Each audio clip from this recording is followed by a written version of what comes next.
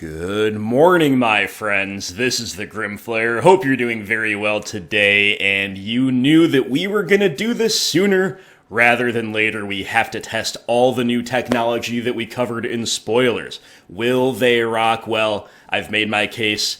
Yes or no, as the case may be. For every card that we're testing here, I have said either definitely yes or potentially yes, and we are going to test them here with you today. So this is a donation league on behalf of Alan Lambert, who is one of the very best supporters a humble content creator could ask for. Alan is a total bro, absolutely awesome guy, and because he's too busy being awesome at the moment, he's actually a little bit out of the loop, hasn't been able to play as much Modern as he has in the past. Therefore, he said kind of, I'm interested to see what you want to do. Lurrus Rock has been fun. Jund has been fun. What do you want to do? And I said, well, I already have another Jund list donation league for Jund lined up pretty soon. Let's play some good old rock. Now, I do have to say that I never heard back from Alan. I say never like it's been a long time. It's been like not even a full day on the final changes to the list. So Alan, I do hope you're okay with this. I'm sure you will be, but just for the record, these changes are ones that I kind of suggested. Alan told me the cards he was interested in, and then the final list was mine. So we'll see how it goes. Alan, I hope you're cool with all of this. So we are playing the same list we played last time out, which was a rerun of the 5-0 list with a few minor tweaks. Now I'm going to here tell you the new cards that we've introduced and what we have cut for them. So starting with the land base, Agadeem's Awakening / Agadeem the Undercrypt will be conceived of for now as a land, as replacing a land. And my first instinct was, well, we gotta replace utility land. Why don't we cut Treetop Village? But the more I thought about it, the more I was like, I kinda like Treetop Village right now. Just a one of. I definitely like the 2 Fields of Ruin right now. And I don't necessarily want to cut Nurturing Peatland either. So if we're cutting a non-Field of Ruin utility land, we would be going down on a green source, which, as you can see, our list is definitely centered around black. It's not that green heavy. Nevertheless, that's not totally free. And I do want to try to get maybe a little bit greedier than I otherwise would be for the purpose of testing Agadeem's Awakening / Agadeem the Undercrypt. I kind of want this to be upside no matter what we're doing with it, right? So to that end, we have simply shaved the 5th fetch land, which is not mandatory. It's not a core component of the land base. There we go. So moving along, Alan said he was definitely interested in testing Agadeem's Awakening and Inscription of Ruin, which we'll talk about all of these in detail, and Lithoform Blight. He did not confirm whether or not he was high on Bloodchief's Thirst, but I am. And that's the next card we've got to talk about. So Bloodchief's Thirst, I think, is good because it's kind of the 5th Fatal Push. Now, it's not as good as Fatal Push in the role of being a pure push effect. However, it does do things that Fatal Push cannot do, which is destroy creatures 5 CMC or higher, and also destroy planeswalkers under some circumstances, all with the kicker cost. It's clunky, and it's also slow, being a sorcery speed, so I don't think this really replaces a Fatal Push, except maybe in metas where you want 4/1 mana removal spells, but Fatal Push is also kind of bad, because there's too many planeswalkers running around, not enough small creatures. But as things stand, Fatal Push is actually good, and when Fatal Push is good, I think Thirst can be push number 5. So we have actually added the Bloodchief's Thirst and added Inscription of Ruin, which is a card I'm very eager to test. Mind Rot mode, bad Unearth mode, bad, Smother mode, basically. But the flexibility of the card is completely off the charts. All 3 modes are things that we want to do. Like, all 3 modes fit cleanly into Rock. Therefore, even though the individual power level is pretty low, I think the flexibility means that this very well could Rock. So to that end, we have added the Thirst and the Inscription of Ruin, and a second copy of Abrupt Decay, and we have moved entirely away from Assassin's Trophy to do so, and part of the reason I think we do have the freedom to do so is, number one, against big permanents that Assassin's Trophy might otherwise be an out to, Bloodchief's Thirst can be kicked and can potentially hit those. Number 2, Inscription of Ruin can potentially get them out of hand with the Mind Rot mode. And number 3, we are playing cards that are efficient along the curve. Maelstrom Pulse, Abrupt Decay, when we're pointing Inscription of Ruin and Bloodchief's Thirst at the board, at no point are we giving them a resource like we do with Assassin's Trophy. So that's not to say that these cards for sure are better than Trophy overall, or even in the specific meta, but it is to say that in theory we can construct a rock deck that is dedicated even more so toward resource denial or attrition and not have to deal with the downside of Assassin's Trophy.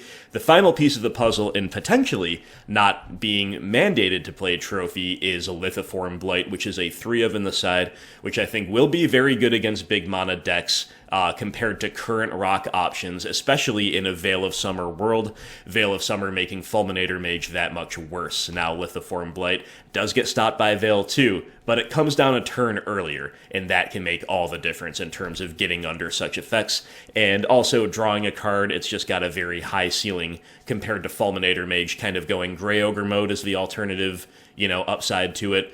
That's not as good as it used to be, right? So between all this stuff, I think we actually have not only a shell that permits us to test everything that I'm personally interested in and that I think Alan is interested in too, it also seems to be pretty coherent. And on top of all of that, the way it all fits together pretty coherently, we have not deviated from a list that we've done pretty well with in the recent past. I do want to make one final change. This is kind of something I thought about as I was queuing up to play, sorting the cards into an aesthetically pleasing display for you. I think I want to get Liliana the Last Hope back in here. I ended up cutting her to bring in Veil of Summer and the modifications to the 5-0 list, and that was not well deserved. She's actually been fantastic every time I've played her, and I'm actually going to trim this Engineered Explosives. It's a card that I keep wanting to test because I never draw it lately, basically, when I do test it, and it is loopable with Lurrus, which is really good, but really in that role, we're conceiving of it destroying 1-drops. We play some 1-drop permanents now in the form of Hexdrinker, which we never really used to, and so it's a little less exciting than it used to be in some ways. It's obviously more exciting alongside Lurrus, but we also, remember, have kind of a 5th Fatal push, so maybe we just don't need the EE quite as much, and we can play something that is flexible and has a very high ceiling and can come in grindy matchups in the form of Liliana the Last Hope. So with all of that said, my friends, let's get into it. Thank you so much once again to Alan Lambert, who is of the Veil, who is a very, very fantastic guy, great supporter, and thanks for watching, thanks to all other patrons. And yeah, as always, you will have to let me know what you think about the list, what cards you've been testing, what cards you think maybe are a little overrated or underrated right now. I am very low on Nissa of the Shadowed Boughs and will not be testing her unless Donor really wants me to, or unless I'm kind of proven wrong, unless she starts lighting the world on fire in BGX decks. Unfortunately, we have to mulligan. It's a 1-lander, high curve. The 1-land's a basic swamp. On the draw, we could at least play Spellbomb and hope to naturally draw the other lands, but this is not like an amazing blind game 1 hand anyway. It's just a lot of threats, so we'll send it back. You hate to mulligan in game 1, you really do, but this is a great 6. It's all interaction and a Goyf, and we'll probably just bottom a land. At the risk of them being Tron, I think we have to bottom a land. The basic forest isn't doing us too many favors either. I was going to say, at the risk of them being Tron, why don't we bottom Field of Ruin? We actually could bottom basic forest. It's a really interesting thought. I mean, whatever. It probably doesn't matter too much. I guess I'm still going to bottom the colorless land, but I think it's actually close between bottoming these two.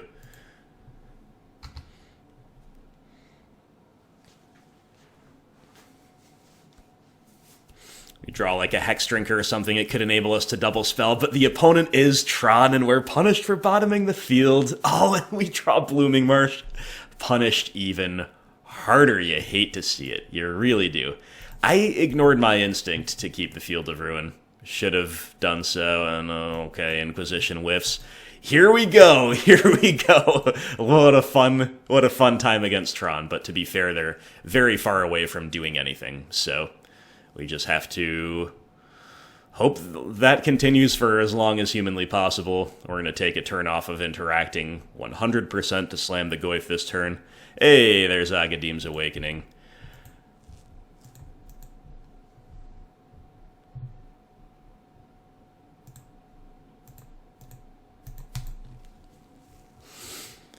Here's our Goyf. So, Goyf into Thoughtseize, and then we're not really doing much. Opponent's drawn Sylvan Scrying for turn.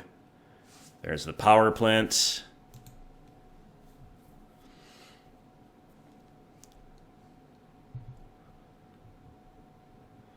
Liliana would be pretty good here. We draw Hexdrinker. Okay. That's action. We'll take it. So the opponent has drawn Karn Liberated and Karn the Great Creator. I think they have too many payoffs. Like, if they assemble Tron, we're just never going to win through all of them. So I'm going to take Great Creator. It's also getting an unusual type in the graveyard to grow the Goyf. Play and level up Hexdrinker, and then send in the Goyf. Hope to fade Tron long enough to get over the line. Potentially... Nah, there's not really any way Hexdrinker solos them. Not in the face of Ugin, right? Opponent has drawn Mazemind Tome. That's a really good draw for them, isn't it?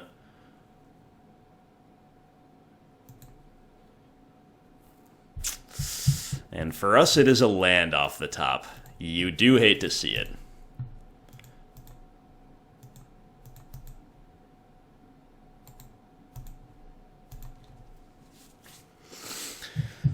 Opponent better find something this turn, though. I mean, we do have lethal.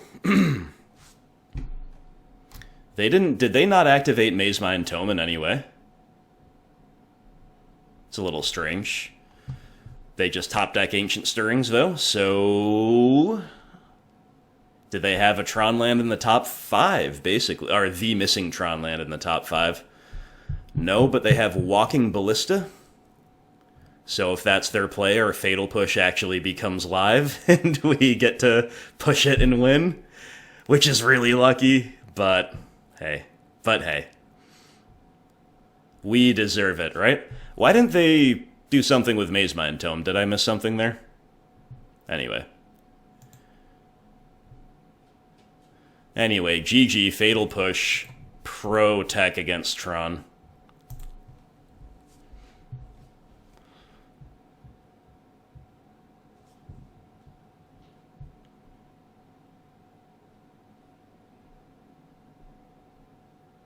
Alright, hey, taking game 1 against the big mana. You love to see that. We didn't even need Field of Ruin.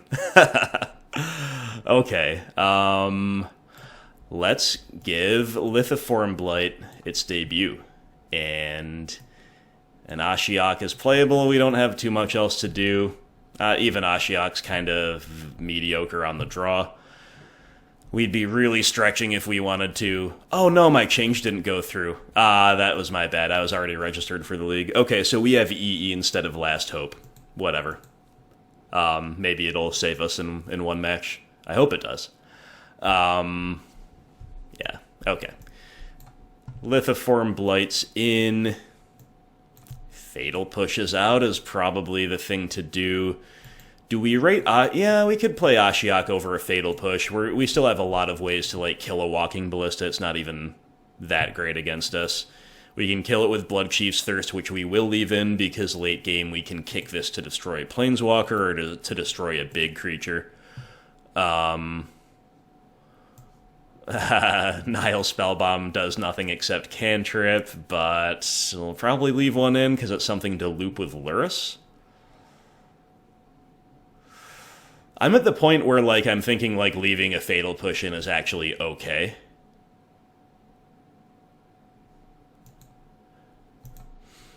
especially on the draw.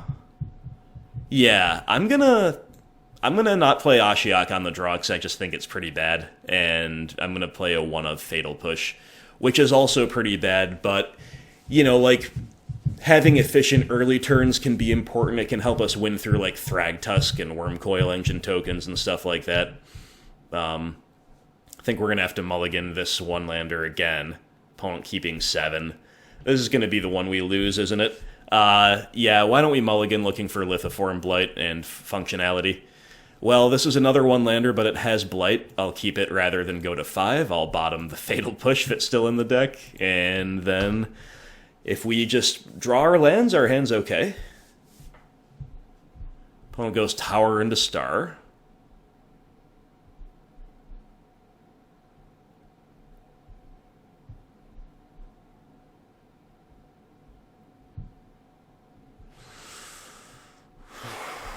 We draw Field of Ruin. Okay, we are gonna do it. So, Thoughtseize you.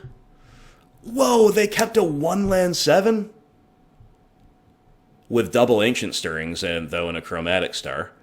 I guess we're just gonna take one of the Stirrings. Yeah, I'll take one of the Stirrings. Not what I expected to see, but sure. Oh, man. If we just draw, like, the 3rd land, we're going, like... And with Lithoform Blight cantripping, we probably will.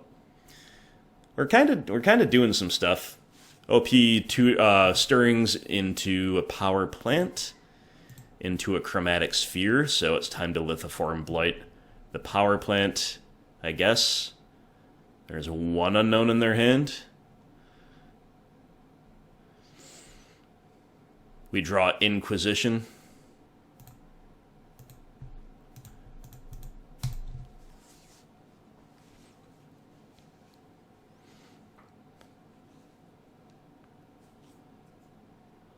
Alright, this is definitely not as good as Cleansing Wildfire would be, but it's probably better than most other things Rot could do, like the alternative here is Damping Sphere. I'm just low on Damping Sphere for our archetype. Well, opponent just had Natty Tron that they found, so good thing we have that Lithoform Blight, am I right? Now we gotta really fade a Claim effect, a Naturalize effect. Long enough to start getting something online. We also can draw a 3rd land and go Field of Ruin into Inquisition. Come on, 3rd land. Thoughtseize. Dang. Okay. Once again, they have so many payoffs, I think we're supposed to just play a threat rather than the discard spell.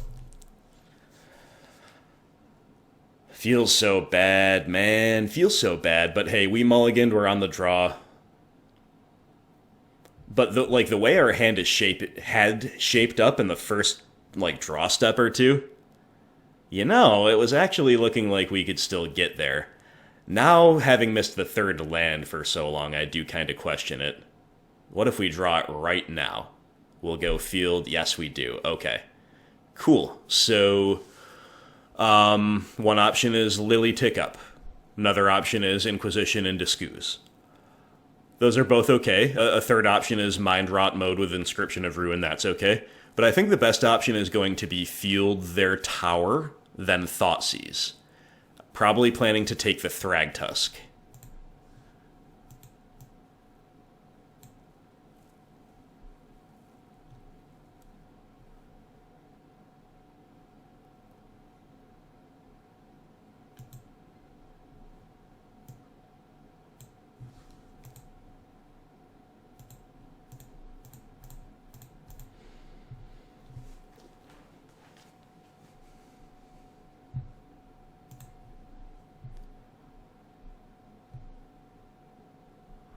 Affection shocked there because, you know, Scavenging Ooze, the 2nd green source, life total being relatively free.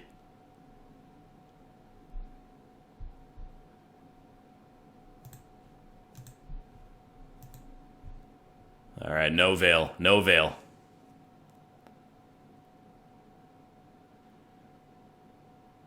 Opponent's paying cost. They're going to wilt the Lithoform Blight in response. And then they let it resolve. They don't have a 5th land, but they do have a 2nd Thragtusk. So I think we just take one of the Thrags here. Goyf gets huge, and next turn we're going to get either Liliana or Inscription online, but they have dealt with our Lithoform Blight, so now like the draw of any 5th land lets them start being operational, but also the finding of a Tron land lets them Tron us, but they don't have either. Love it. Love it. Okay. We've drawn Mishra's Bauble, sure, so I think the play is going to be open on Bauble, Bauble the opponent for more info. They're about to draw Expedition Map. Okay, so they're going to go map. Crack it, get Tower, but then still, I guess, not really be able to cast anything. That turn, right? Let me... Yeah, Karn Liberated. There's only one in hand, so there's one unknown. So we don't fully know. If only we could Inquisition that map off the top, right? I think we just go Liliana. Pitch our Inquisition here. Because they don't know they're about to get a map off the top. So they might discard a higher curve, harder to beat thing. And no matter what they do, we can maybe get them empty-handed next turn with Inscription of Ruin going Mind Rot mode, but we'll see exactly what their unknown is, how it all plays out. Goyf is a 7/8. So actually another hit from this and they're dead.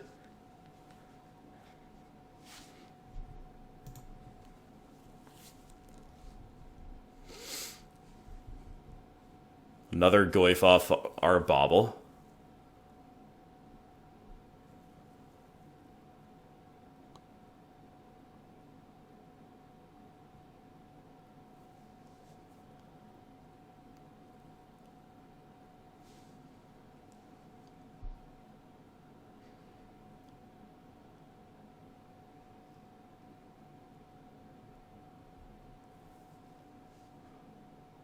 So yeah, if opponent uses their forests to play the map, then 2 mines to tap it, they'll have 5 colorless to work with. Wow, are they not even going to play the map? Okay, they're going to concede. Guys, this league is a success. Period. Look at this tech. Look at the new tech. Lithoform Blight finding us, disrupting their lands enough while churning us through the deck. Oh, in order to get over the line, we also had the old tech, Field of Ruin, pairing nicely with it.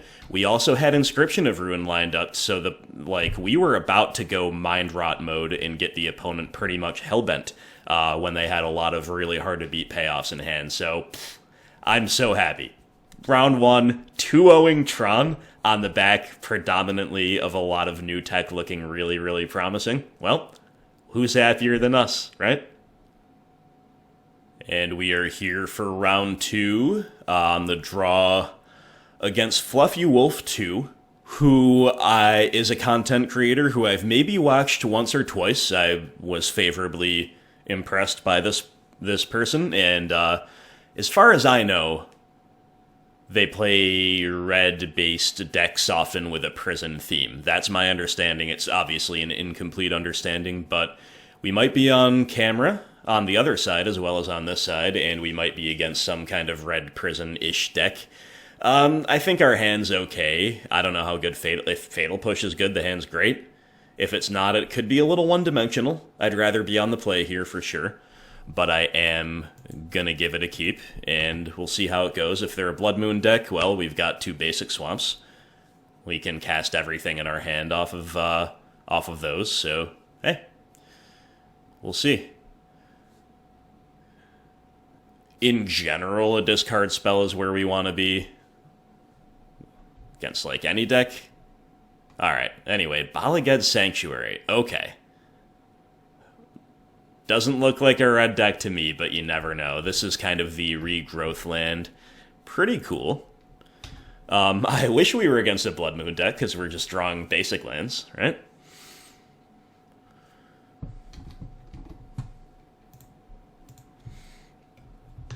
Opponent with another one.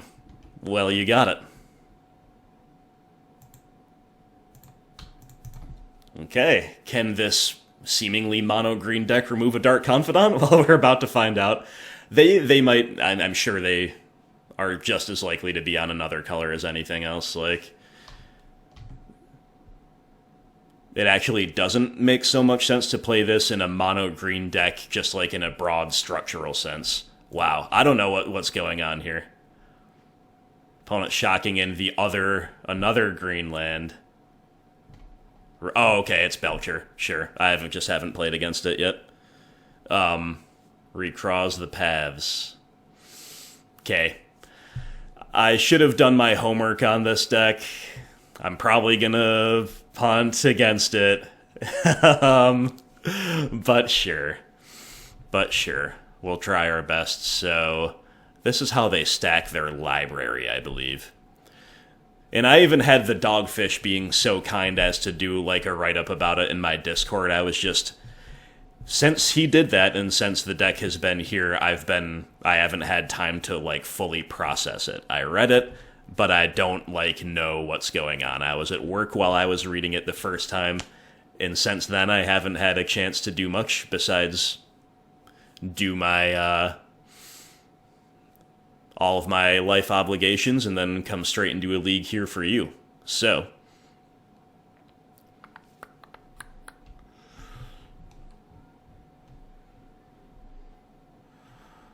alright, am I supposed to top the Thoughtseize? Sure.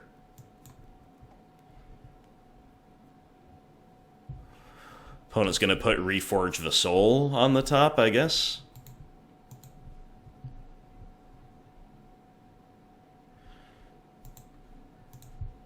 Alright, I might not know what to take here. Does it matter? I mean, they're just gonna miracle the Reforge, so maybe I wasn't even supposed to do this. I have no idea.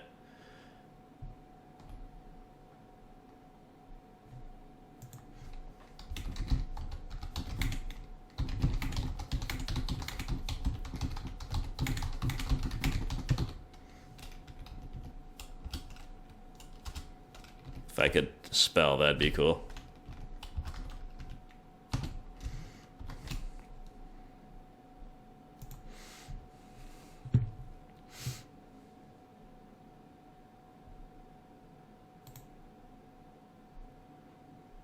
I'm gonna take Iron Crag Feet. It just seems like... Opponent says same, LOL. First time out.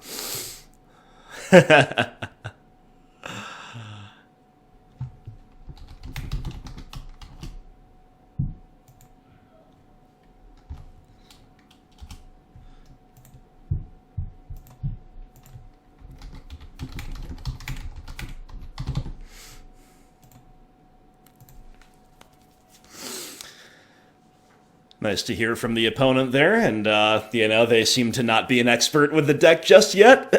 First time out, I think I stacked correctly, says Fluffy Wolf. Well, we are about to find out. Oh, yeah, okay. They do need... Yeah, they needed Monomorphose to make red. Okay, Vessel of Volatility. Yeah, I don't know what's going on. So, hey, we draw Abrupt Decay. I guess we're probably supposed to decay that before much else happens. Yeah, I'm just gonna take obvious lines because I don't know any better, basically. They could have... Yeah, okay. We're gonna play the Goyf and we're just racing. We're just racing.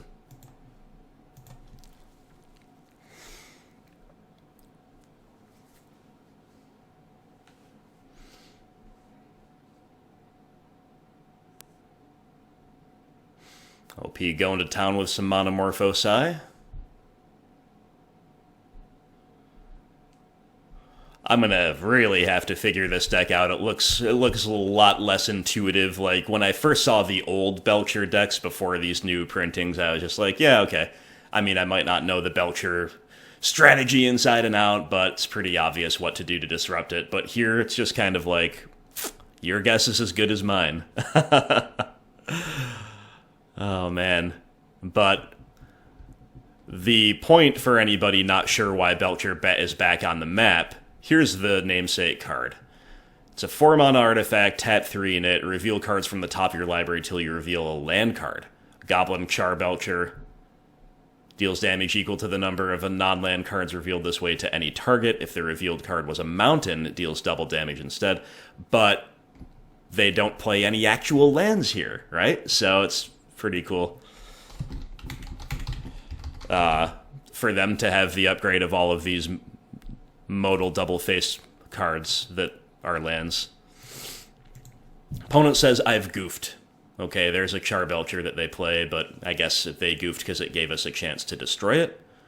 But unfortunately we cannot. So I guess we're just dead.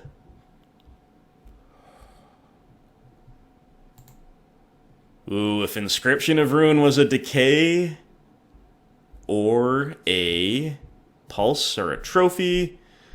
Opponent says, might have it still, but should have had the kill last turn. I understand. Yeah, we're just deterministically dead to the Charbelcher, right? Unless, can we grow the Goyf to a disgusting level here? We have... It's so weird there's no land in the graveyard from... Well, I guess they wouldn't really put one in now, would they? We would need to grow the Goyf for... Bob's hitting for 4 to a 7/8. I don't think we can do it. We can put Planeswalker... Yeah. So I guess the thing to do is Inscription of Ruin the opponent to Mind Rot, hoping they put, like, Artifact and land in the yard or something, and even then we'll still probably be one shy. We'll also get maybe a little more information, I guess. We'll also get to cast Inscription of Ruin because it's cool.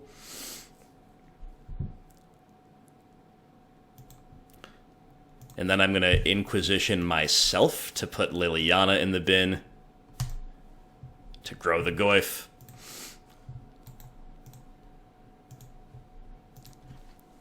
And to show them our handful of threats and fatal pushes.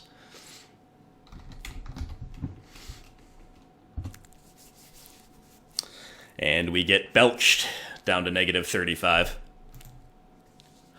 Alright, yeah, that looked beatable in that particular case, just because the Charbelcher was exposed, and we had 3 draws off the top to find Decay, Pulse. We didn't. We actually don't have that high of a density of those types of effects.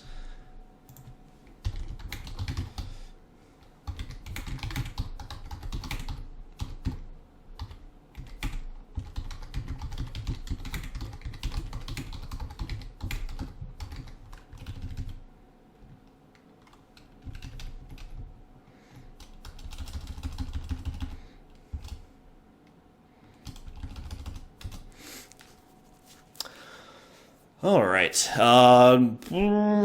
don't know how much we have in the side. This is actually a matchup where we're really missing Assassin's Trophy, because Trophy is just a higher density of things that could kill Charbelcher, and Trophy on a land is also just a 2-mana Stone Rain, so that's pretty cool. But we don't have it. Is there anything that we do want here? If only I knew how their deck really worked. Is Ashiok live? I'm going to assume Ashiok is live to some degree or another. I'm sure we have a lot of dead cards anyway. Lithoform Blight cantrips and can tax them... Like, can tax their life a little bit. I don't know if we're supposed to play any of that. Why don't we just play, like, Brutalities... Another Spellbomb. Run it like that seems pretty bad. You know, they do have main deck Veils of Summer. They might have Leyline of Sanctity post board. I really don't know if we can get there, but this is a wonderfully disruptive hand, despite the lack of threat. I am going to keep. If they do have Leyline, we're pretty screwed unless they are non-functional besides the Leyline.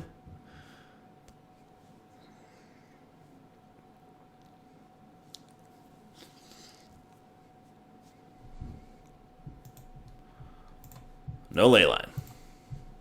Inquisition U, we see Recross the Paths, Pyretic Ritual, Monomorphose. So this is kind of the setup card. I guess we're supposed to take that. We can't take away the land. I'm going to take Recross the Paths and let the record state I have no idea whether that's correct or not. Like, I don't want to tank over decisions where I don't really know exactly what goes into them, right? Okay, we've drawn Brutality. I guess we're going to use that just because it is more mana efficient than Inquisition.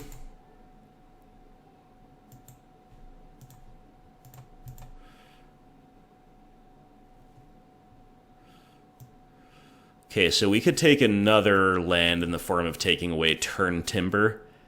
Is that better than hitting like Monomorphose or Pyretic Ritual? I still kind of think we should take like Ritual here. I'm going to take Ritual. Because they can still, with Simian Guide, cast the Ritual. And that's where things could get a little hairy, in my estimation, but they are gonna. I wasn't sure if they'd like blindly fire off the Simian into Monomorphose here, but they did have an extra draw step too, so maybe it wasn't fully blind. And they drew another Ritual, so that's very punishing. And we just die. Yeah, we just got turn 2'd through 2 discard spells, and they didn't even veil us. Yeah, so I think I probably took the right things. I'll say GG's well played because our opponent's really nice. Obviously, the games weren't that great, but whatever. I don't mind combo decks, right? I don't mind combo decks, but... Oh, awesome. Opponent says that Ritual was the right pick for sure. That's really nice to hear. Thank you, Fluffy Wolf. Yeah, shout out to Fluffy Wolf. And yeah, navigating, going in mostly blind here, think we did okay, but the deck's a little bit rough if it can turn to you through stuff like that. What more can we say? So, everything I said in the deck tech about Assassin's Trophy being like, you know, us being able to play without it is potentially a good thing for us. I think that's very true, but this deck, if this is everywhere, we might need as many answers to it as we can get. There's also other ways to hate it out right away, like Collector Roof comes to mind. You can maybe have like a needle effect of some kind. We'll see. We'll see where Char Belcher goes in the meta. So anyway, no 5-0 for us because we just get wrecked by this combo deck. And let's go on to round 3.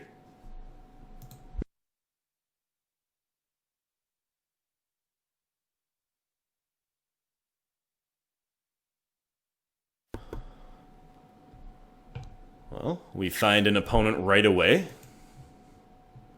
And we have a keeper. Inquisition and Bob. We have Abrupt Decay in the opener, which we always like to see. And then we have Agadeem's Awakening, which if we need to make land drops, we can probably afford to play it painlessly. Or if we need to grind, maybe it will buy back Bob in the mid to late game. So a pretty cool hand. I think I'm going to grab a basic Swamp. Against a Path to Exile deck, it could punish us to do this, but in the blind, I think it's fine. Okay, we are against Yawgmoth. Double Chord of Calling and Geralf's Messenger. I think I'm just going to take the Messenger here. Court is obviously very clunky, like when you're not putting any creatures on the board, right? Messenger is not only a key combo piece, but it's also very good value against a deck like ours. It's Bobby time. Let's go. Let's go, Bobo.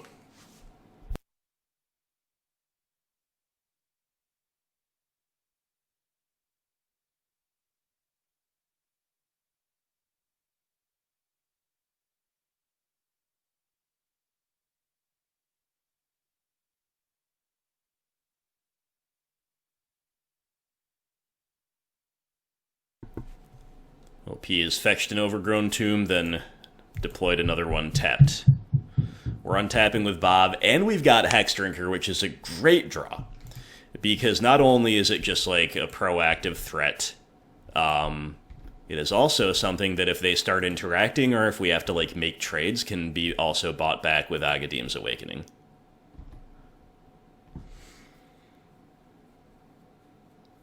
Just deciding what land to play. I'm going to shock in here. The life totals matter, but I don't really see us falling behind on them, especially with Hexy about to go to level 2 here, and then the sky's the limit, right? And with us sitting on Abrupt Decay. They've got 2 things that can be killed by Yawgmoth right now. Hexdrinker will grow out of it, but they would need another creature down. So we're glad to have faded like a Wall of Roots or something last turn.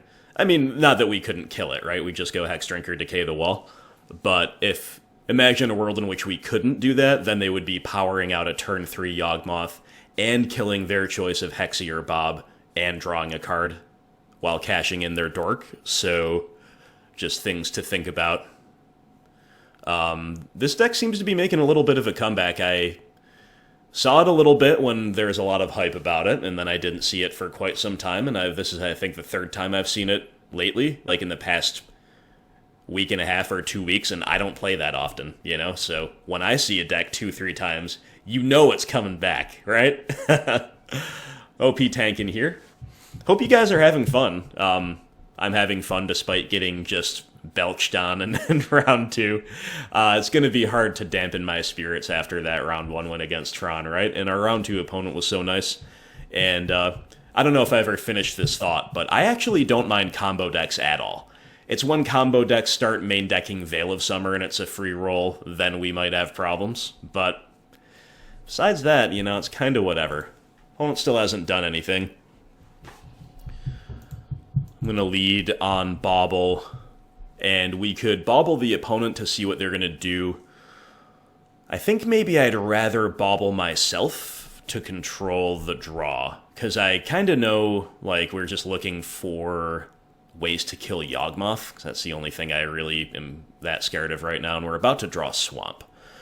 So why don't we go ahead and shuffle the Swamp away.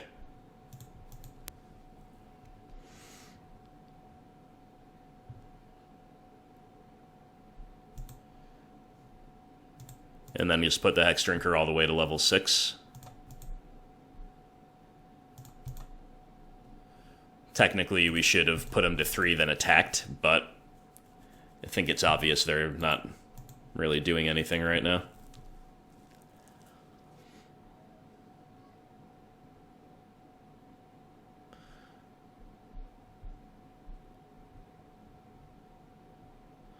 Jeez, it's like the flood's really, really significant right now, but thankfully the opponent had a very beatable 6 that they mulliganed to.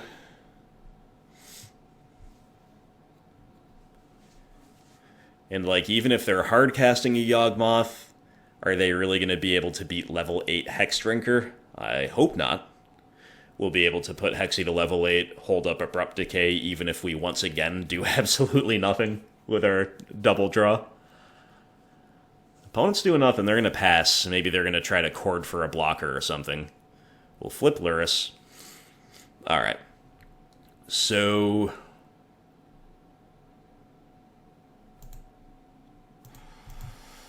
let's just grab a land. We're going to begin by putting Hexdrinker to level 8. And then we're going to attack and see what they do. If they don't do anything, they'll go to 3. And then we'll have to make a decision on what the play is. But if they do something, then we'll have Abrupt Decay held up.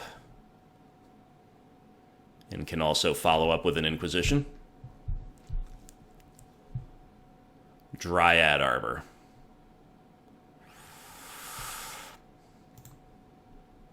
Oh, it's a non-land permanent. Right. Go for it. Go for it, OP. Take the trade with Bob. I think that's good for us at this point. Yep. And then will they chord?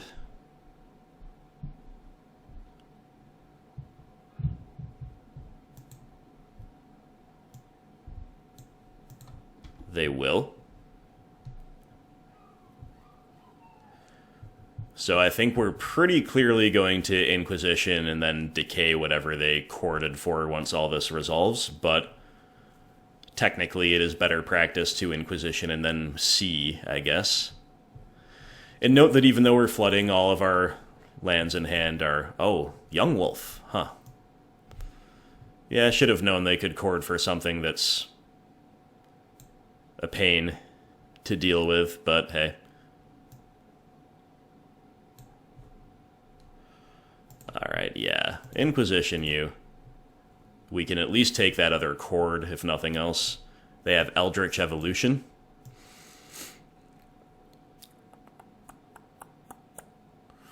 So they cannot Evo for Yawgmoth off of chord, or off of Yawgmoth. Makes me kind of want to take the chord. But I don't know, like, Eldritch Evolution's more mana efficient. Yeah, I'm not sure what to do here, but Abrupt Decay can hit anything they Evo for, so I guess I'm going to take Chord of Calling. It's also sorcery speed, so we'll kind of know exactly what's going on. And I don't imagine that they can beat Hexdrinker. Like, what are they going to tutor for? Like, Plague Crafter or something? I kind of doubt it. That'd be pretty spicy, though.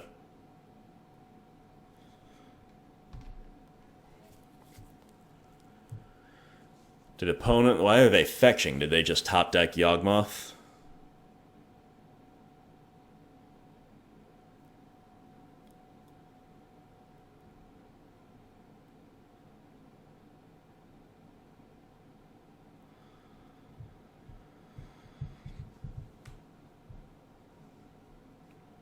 Wall of Roots. Okay.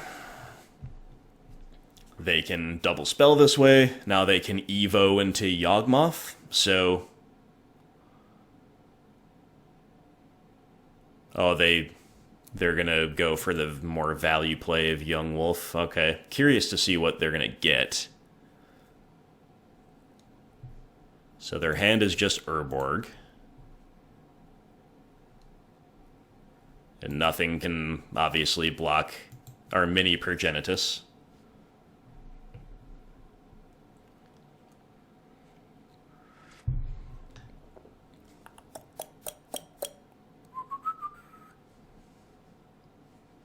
Is this one of those situations where yeah, I was going to say where the opponent looks at their library and then concedes? I figured it might be. Alright, well, a little bit of disruption goes a long way. Dark Confidant, Hexdrinker, pulling us over the line. Love to see it. Ashiok. Nihil Spellbomb's actually only kind of medium here. I think it's still worth playing, but we probably want EE because we didn't see them that game, but I expect that they're on a decent density of Birds of Paradise and Monodorks in general. I'll put Veil of Summer over here. I'm not sure how interactive they'll be. I'm sure that varies. And then Plague Engineer seems great. Brutalities seem pretty great too, honestly. There's a couple big bootied things they don't hit, like Yawgmoth and Wall of Roots. But obviously they have other Undying stuff that's annoying to try to 1-for-1, so I don't know how we're going to configure, but let's begin there. I'm gonna put like a huge maybe pile over here. I'm gonna cut one lily, put the second lily in the maybe pile. Inscription of Ruin cannot kill Yawgmoth. That's gonna get put in the maybe and possibly cut altogether. I think we could trim a bob here.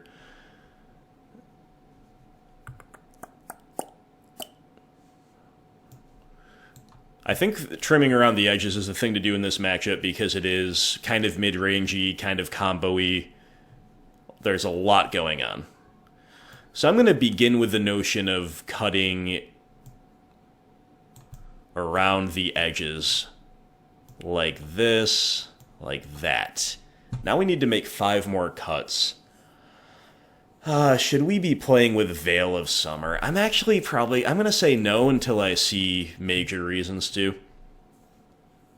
Partially because we have so many slots to find room for, and partially because they genuinely might be, like, on the plan of siding in, like, value threats rather than interaction. Okay, so I like everything that we have left. Going down to 1 Brutality is fine.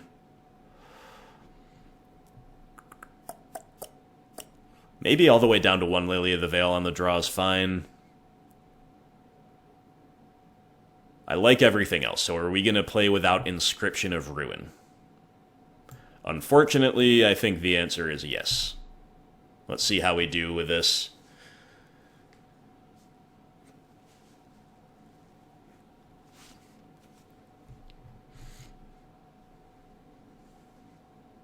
Alright, well, it's got Inquisition, and then it's got the Lurrus Bauble loop.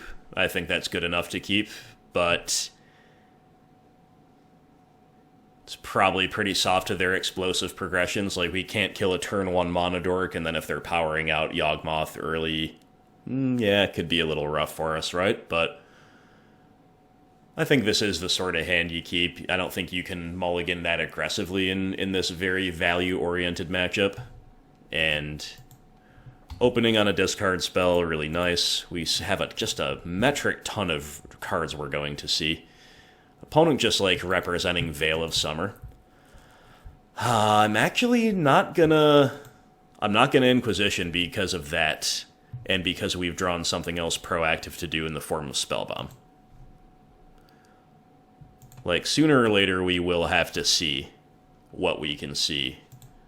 But for now, I'm just going Affinity mode and playing 3 spells on turn 1. Feels weird.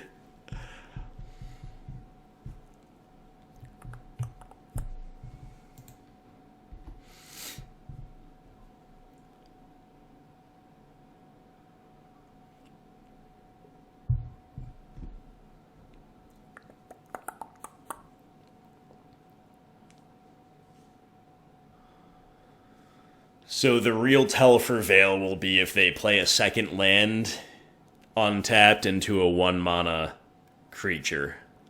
Then we'll basically know. The problem is, oh shoot, I should have bobbled in the upkeep. Well, we'll bobble now. I was just thinking. Okay, so they're siding in a Fatal Push at least. I was just talking and not thinking. The problem, though, is they can be proactive here and go Wall of Roots and still be representing Veil of Summer. But they go Birds of Paradise, pass. Okay, well, I'm going to hold the other Bauble here for now. Overgrown Tomb and Verdant Catacombs, really? Really, deck?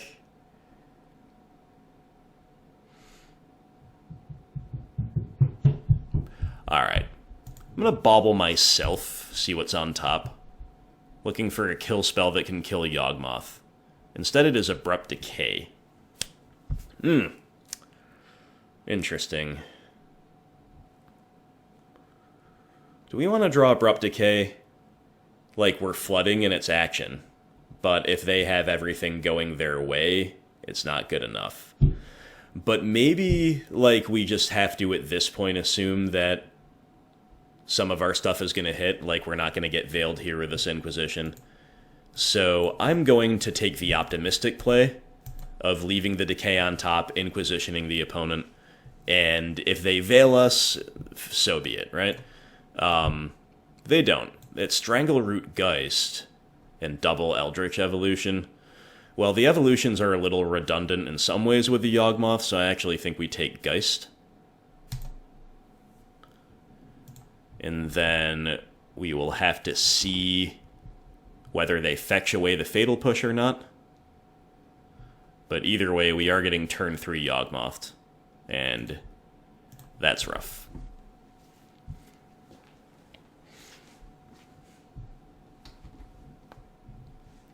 OP getting a Dryad Arbor makes sense. There's our Decay. Can't cast it, otherwise we definitely would.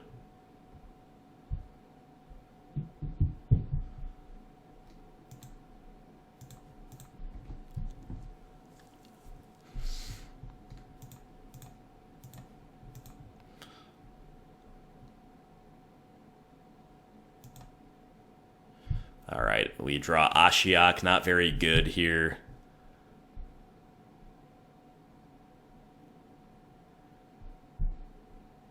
We draw Tarmogoyf. Jeez. Clunk City. Clunk City.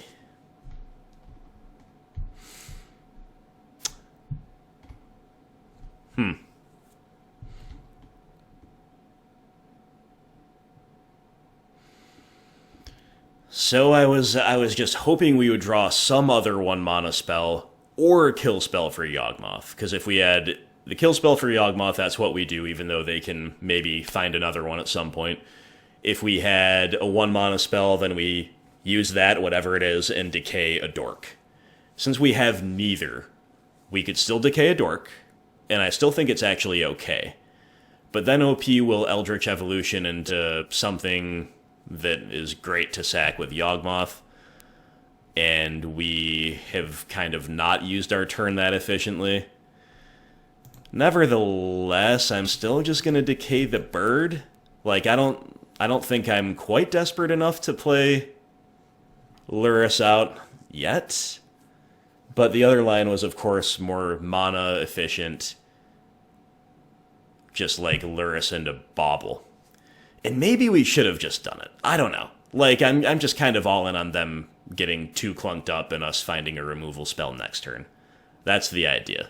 But it's really not very good. Maybe maybe Lurrus into Bauble was better. I don't know. This is just the type of situation that's really tough, and I don't think we can just run out Ashiok to shut off the evolutions, because she gets attacked off the field pretty quickly.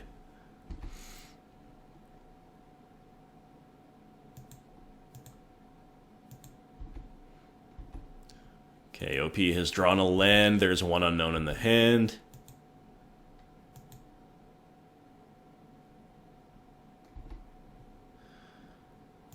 All right.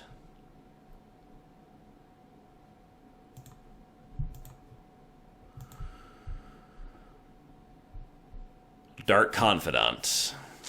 Pretty poorly timed, you have to say. Just gonna get cut down by Yawgmoth. So one option is to play the Goyf because it's so big. Another option is to start trying to find action with Lurrus. I think now I'm going to start trying to find action.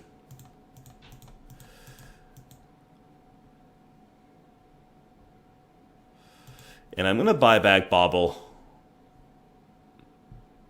And immediately Bauble myself. Nurturing Peatland on the top? Alright.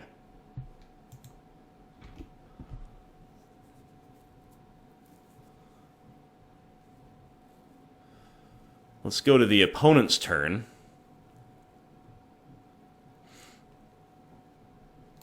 Oh, they drew Chord of Calling as well. Jeez. Opponent just kind of nut drawing over there too, relative to their opener. So I have to hope to get really lucky here and... Oh no, turn off auto yields. Ah! Dang. That's what I get for auto yielding. I was going to say, in response to the Bauble trigger, we fetch, grab Basic Swamp, and hope to draw exactly Fatal Push. But I had auto yields on, didn't realize it, and we missed our opportunity. So now we're at their mercy, and we had to draw, again, exactly Fatal Push. Otherwise, we're in the exact same spot, so whatever. But it is an opportunity missed. But yeah. But yeah. KOP with Geralf's Messenger and Yawgmoth. And they're ahead on life totals. Does that mean we're dead?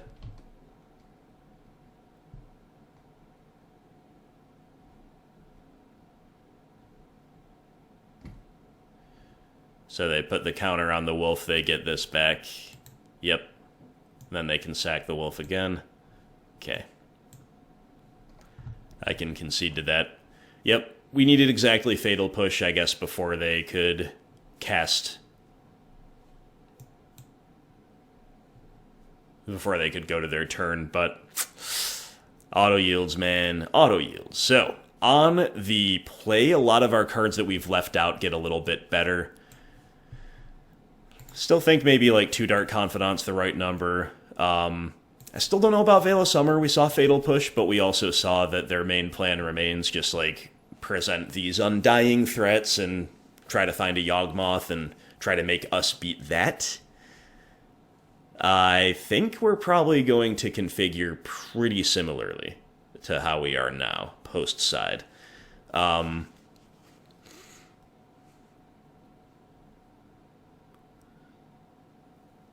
Yeah. You know what? I kind of like this.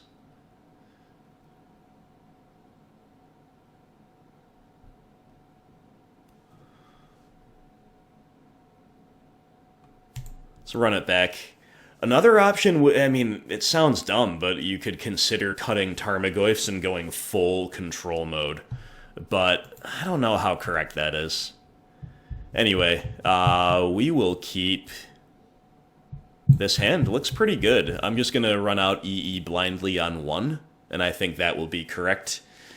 Because we have 2 and 3 drops in hand, we also have a Bauble. Now, this hand isn't that interactive. It just kind of has the EE, and we're going to be showing that right away.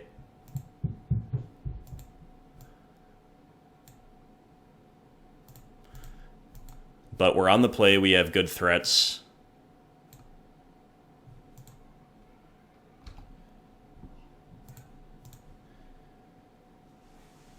And we do have the prospect of outgrinding them with Lurrus and Bauble. Opponent's about to draw Colony Garden.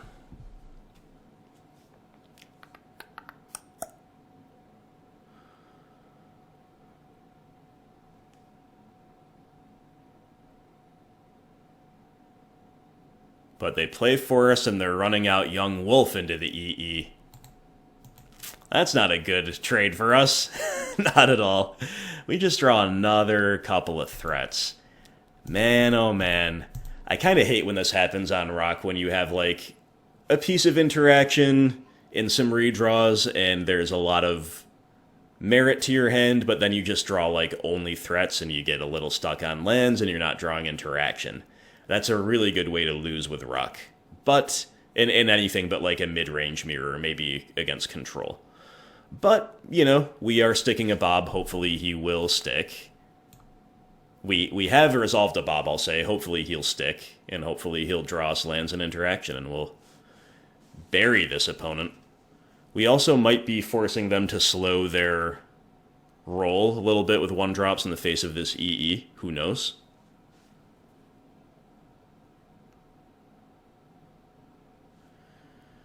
Okay, this could be Wall of Roots, Collective Brutality. They're going to decay the EE.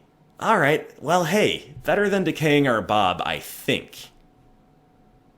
And we draw land and interaction. That's why you're here, Bobby. That's why we love you. Alright, love to see it. So, we could go Lurrus Bauble, but I think I'm definitely going to Inquisition into something. Inquisition first, they have Messenger and Zulaport Cutthroat. We're just going to take the Messenger.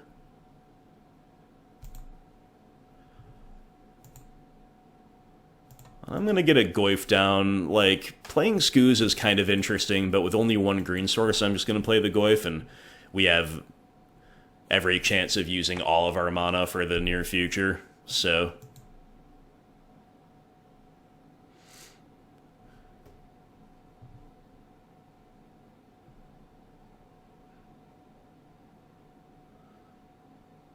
Okay, there's also an Overgrown Tomb in their hand. I accidentally clicked away from it. We have to remember that. Also, one unknown. So I'm going to leave the Twilight Mire there, but that's really a tomb. Will they... they will play Wall of Roots into Zulaport Cutthroat. Got it. It's a good, efficient turn for them. We just have to fade the wrong top decks now.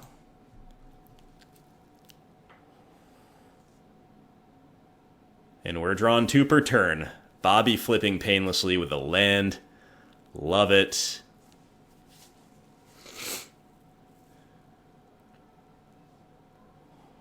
Alright. So we're probably supposed to just get Lurrus online, but we could play, like, second Bob, second Goyf. We could play either one of those plus a Scooze. This is all pretty good stuff.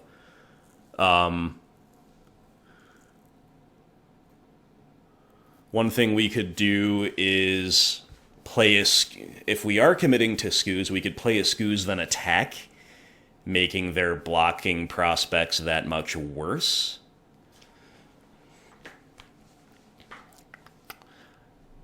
Yeah, maybe we're not supposed to play Lurrus yet.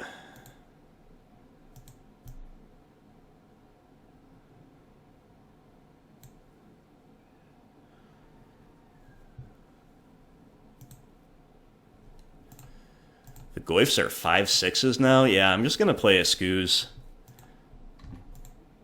Attack with this Goyf.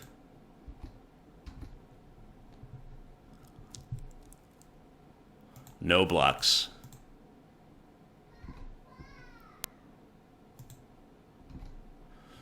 I'm going to hope to fade a bad top deck for one turn, and we're just going to jam Tarmogoyf.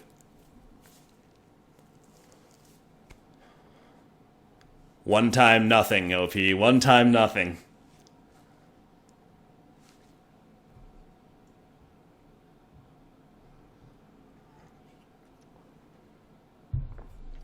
There's that Colony Garden. Hand is Overgrown Tomb, one unknown. And they have found... No, come on. They just instantly top deck Yawgmoth. I knew it. Man, get out of here. Come on. That's so tilting. Like, if we knew Yawgmoth is on top, we sequence a little differently. Probably don't want to expose the Scooze without being able to grow it. That's just so brutal. It's the only top deck they have that matters. Oh, I hate it. I hate it. Nevertheless, we do have 2 gigantic Goyfs. We do have more gas in hand, but...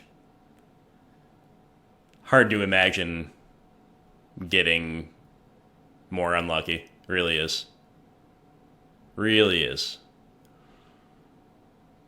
Well, they kill the Bob too. Oh, they're going to let us untap with Bob, huh? I accept. Maelstrom Pulse, alright. Yawgmoth's going down. Unfortunately, opponent has refilled the hand really well, but that's just the play.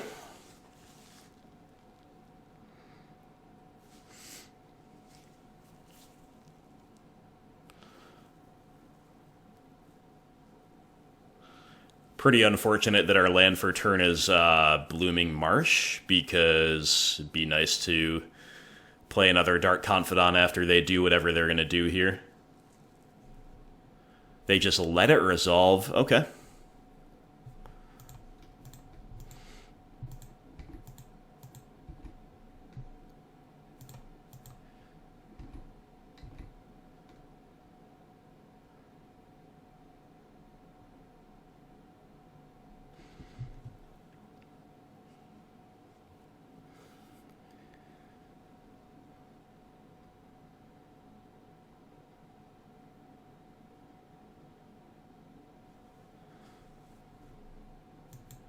And then they just take the hit. Okay, so they're at 4. So all the sequencing makes me think they just have another Yawgmoth, which would just be pretty rough, but at least we will make them, you know, use their turn, pretty much use the turn to cast him, and then they're still at 4. They're gaining life off of Cutthroat, but staring down the barrel of 2/5/6 Tarmogoyfs.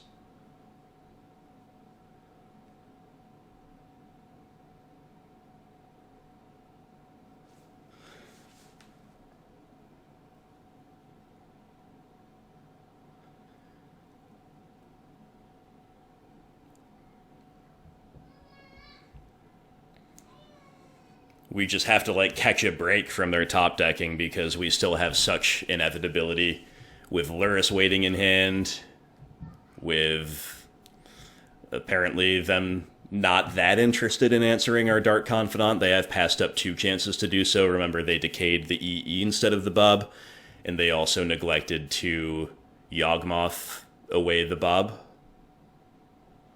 Opponent fetching down to 3. And Wall of Roots, so they've got a ton of stuff to do, right? Another Wall of Roots. Still have the Tomb in hand. Their last card must be yet another Yawgmoth.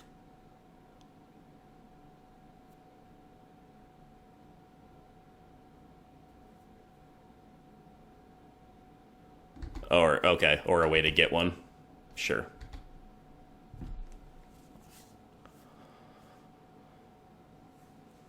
I mean, you kind of knew that they'd have the other Yawgmoth somehow. That really sucks. But I guess the other 2 cards in hand being Wall of Roots and a fetch land, aren't that bad.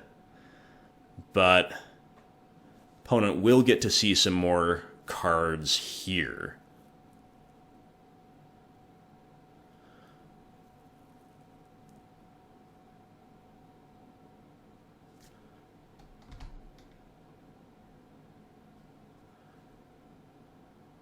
Unless they're not going to do anything. All right.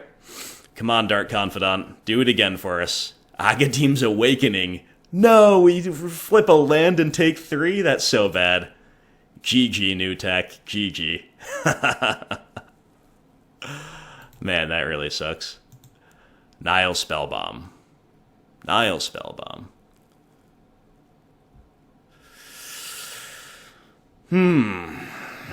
Not very good, guys. Not very good.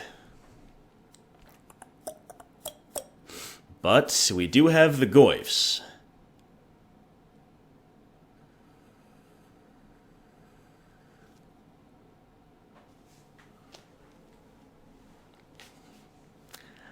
I guess we're just going to begin with the Goyf attack, make them kind of figure out what's going on.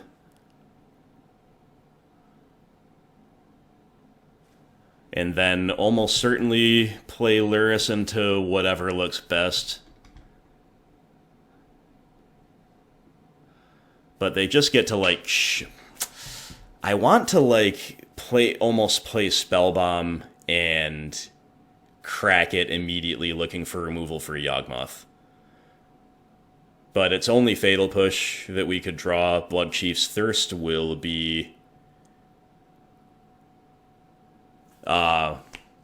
we won't have the lands to cast it this turn for the kicker, so I guess we're just shipping in with the Goyfs, sticking to the plan. This is tough.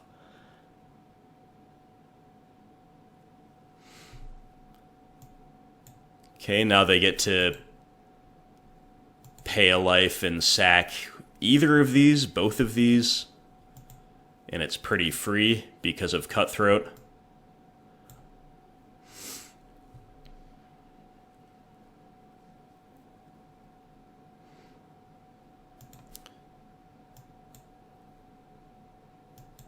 Okay.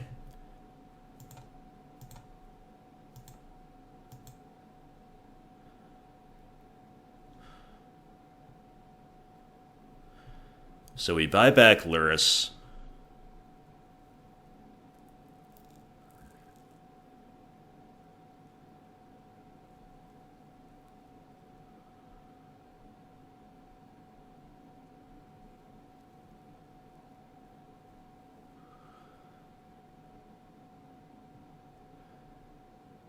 It is just such a crapshoot here as to whether we go Spellbomb, buy back Bauble, or we just buy back Scooze.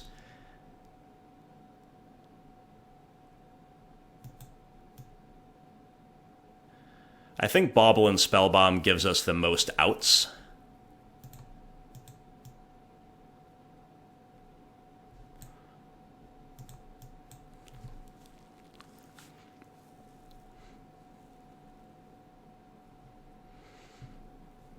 And again, like, maybe we should have done Spellbomb first, what I was talking about before.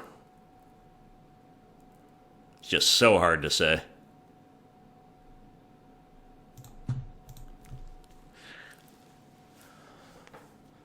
Opponent about to draw Veil of freaking Summer? Oh, no, no, no.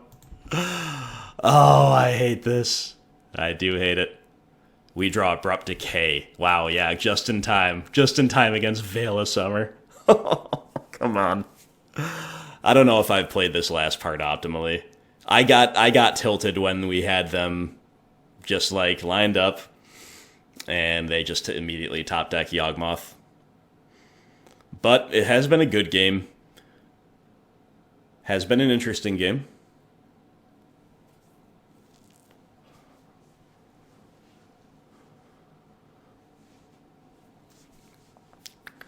Veil gives them such insurance, though, you know?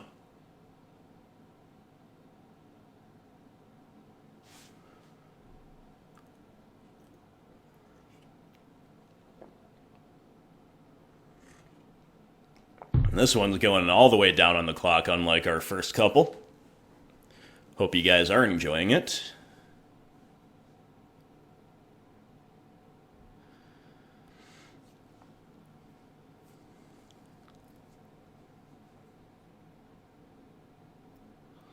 What else have they found besides the Veil? Another Eldritch Evolution. My goodness. You do have to say that, like, their deck has so much air in it, and at the crucial times they just keep top decking Yawgmoth or tutor effects. We do thankfully have the Spellbomb to compete over Undying.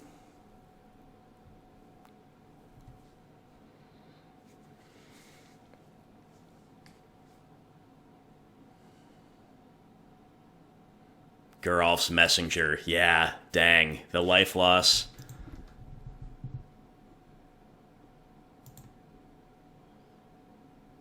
The life loss is really huge right now.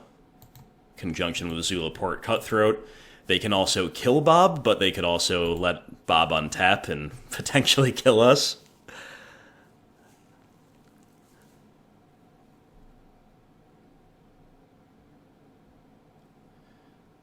Their life total just went from 5 to 6, and then from 6 to 5. Okay.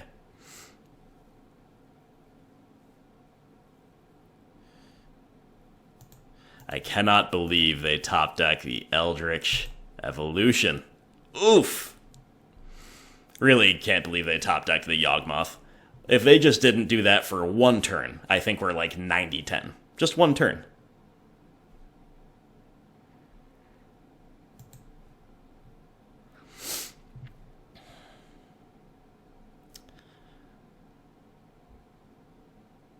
Okay, opponent just Veil of Summered.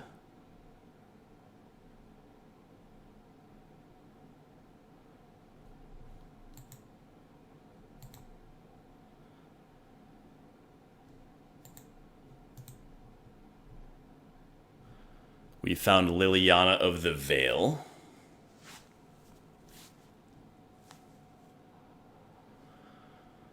So, like, the floor here...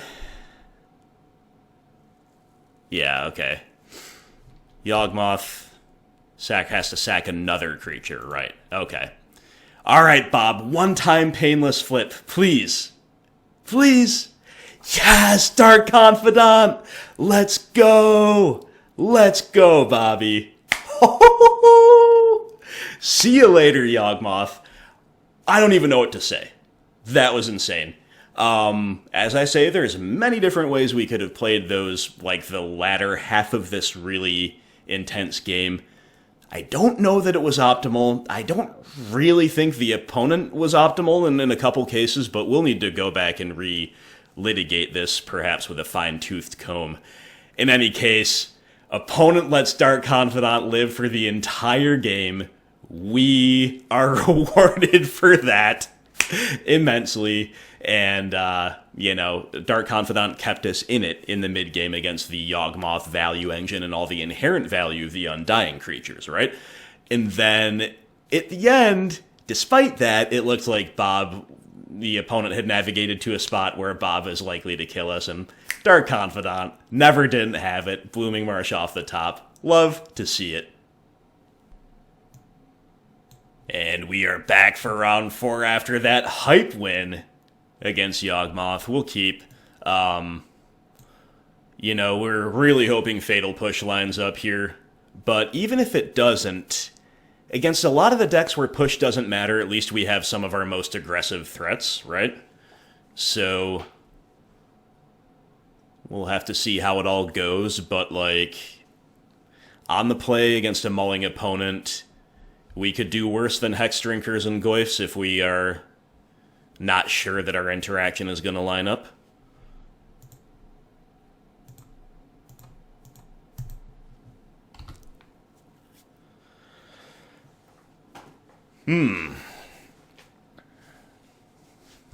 Gemstone Mine. Is this ad nauseum? Nope. Ancient Stirrings.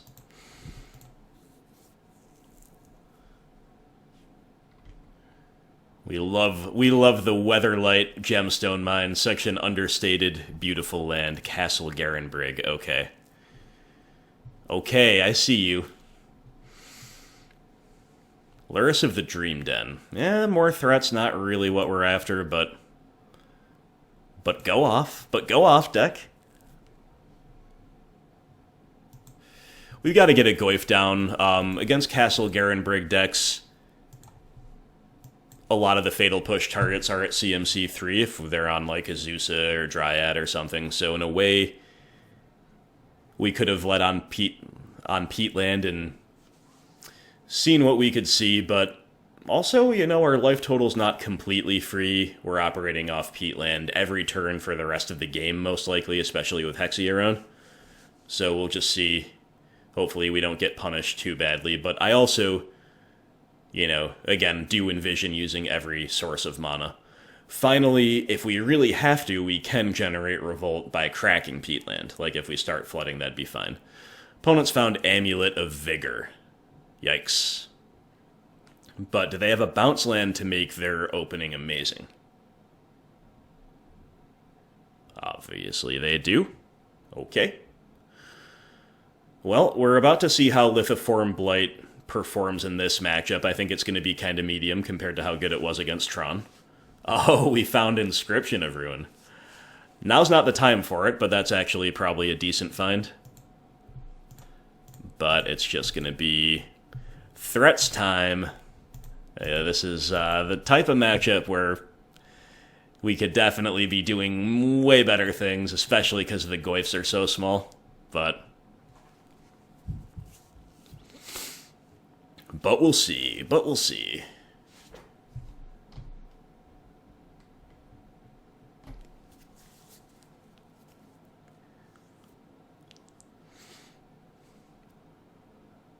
Opponent with 7 cards in hand. It seems kind of unlikely that they'll dump out like 5 cards, although there are sequences where they could, and then they have like 2 Titans in hand that we get to Mind Rot away. Maybe we draw Fetch Land for turn, we push whatever helped them dump out the hand, then we Mind Rot the payoffs, and then we win in 2 turns. That's one way to look at it. Another way to look at it is they probably are just going to kill us, honestly. Because, no other play, though. I just go Castle Garenbrig, pass. Alright. So, we are hitting for 6. Alternatively, we're hitting for 8 if we spend the turn leveling Hexy up. Honestly, I think we should level up Hexy. With them having so many cards in hand, I don't think Inscription of Ruin, I don't think it's necessary right now. It would grow the Goyfs. Right? But maybe not by that much. We already... Sorcery is one of the two types we already have in the yard, after all.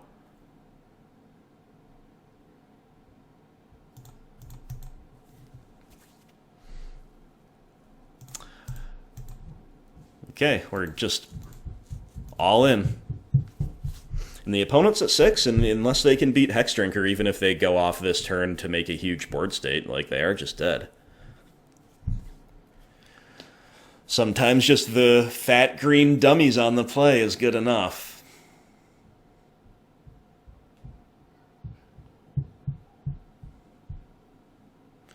They definitely have outs, though. We'll just see what they're up to. We haven't had really any agency in this game. It's all kind of out of our hands.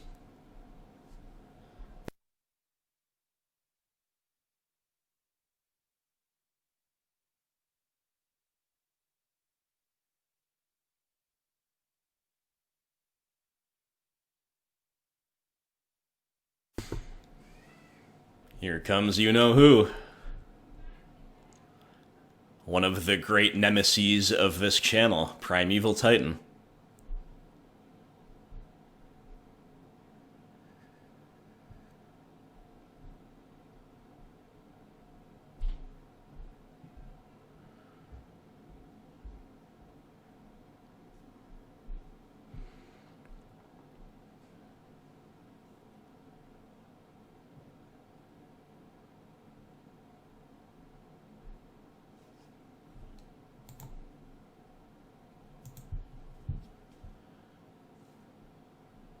And I suppose if they can get double strike here, that's going to be that.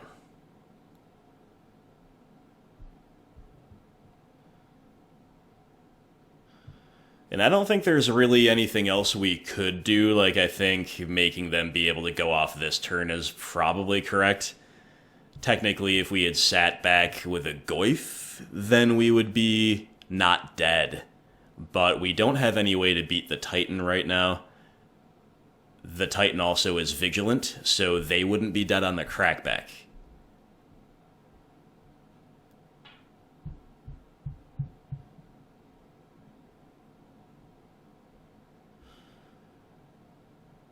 One of the more annoying things about playing against big mana, and Titan specifically, given how bad the matchup is that they do... Oh, wow. Okay. There's no double strike. I don't know the ins and outs of the deck. Maybe they don't have a way to make... Maybe that's no longer in vogue. Whatever. Maybe they don't have a way to make the colors. Maybe it's no longer in vogue. Alright, Bojuka Bog. Yeah. Us with just Garbo. Just Garbo in our hand. Come on, deck. Okay. Uh-huh. So, Radiant Fountain keeps them alive.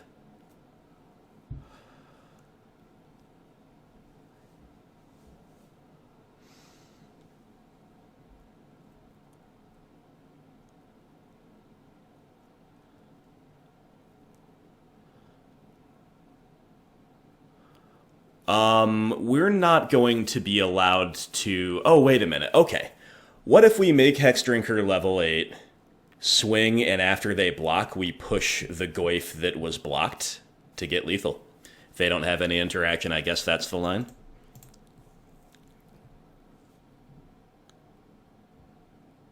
If they have interaction, we get blown out, but they probably don't, and letting them untap, we're probably going to die anyway.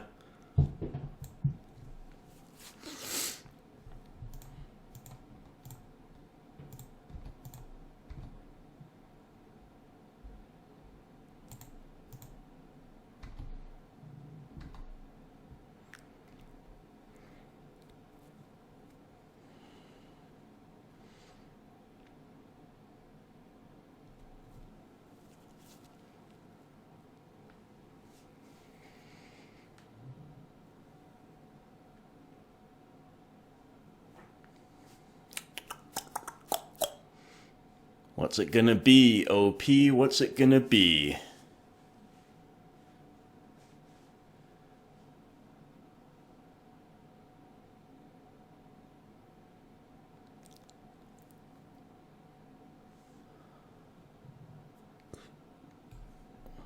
Alright, after much deliberation, opponent does assign a block. I don't know if we can read anything into that, but we're going to push the blocked one. We're going to grow the one that's getting across the line, hopefully, and...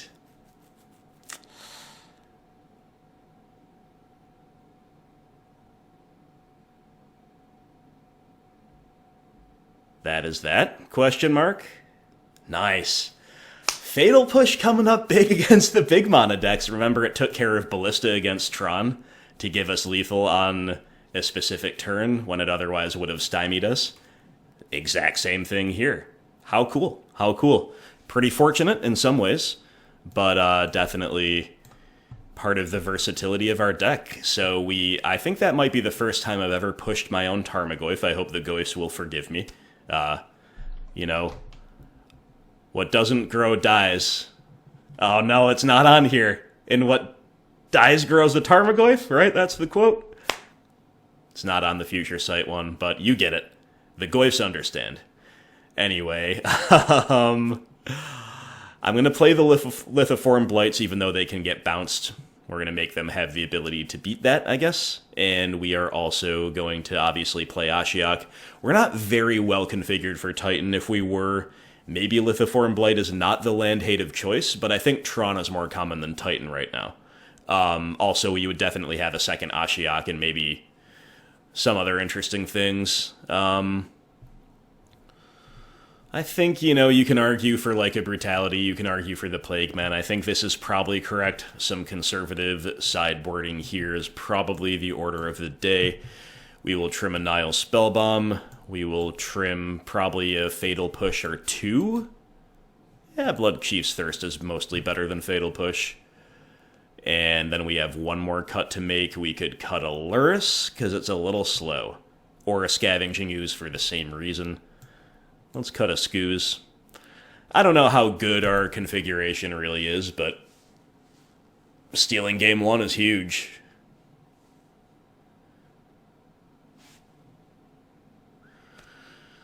This is a pretty weak hand on the draw. It's just 5 lands, Lurrus and Bob. Opponent's mauling 2, which makes me slightly more interested in keeping it, but I think I will send it back.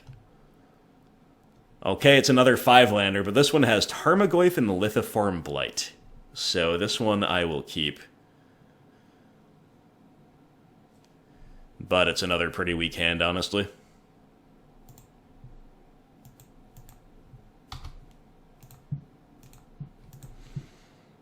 OP with that turn 1 Field of the Dead. Us with a turn 1 Bauble. Well, I'm going to Bauble myself and see whether I want to fetch away the thing that's on the top. Lily of the Veil. Nah, we should keep her. Yeah. With this hand, we have to be optimistic enough that they're not quick enough out of the gates. That Liliana will be good.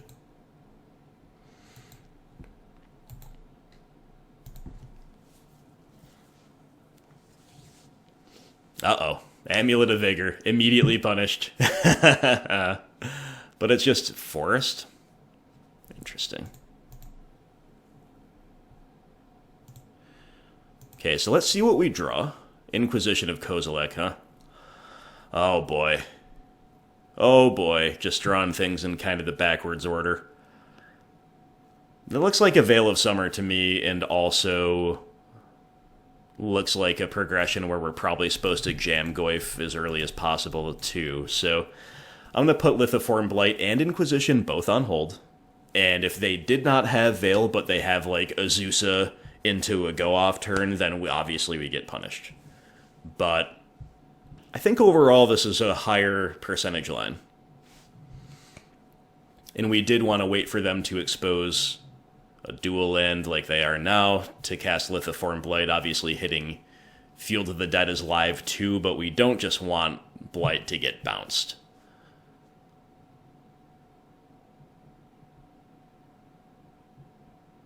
Okay, well, they have the Azusa. So, cool. GG. Not necessarily, but that is very punishing. And they have a second threat, so we can't Edict Azusa away. And they also have the ability to bounce lands left, right, and center with Sakura Tribe Scout once it untaps. So, I mean, their turn's not over either.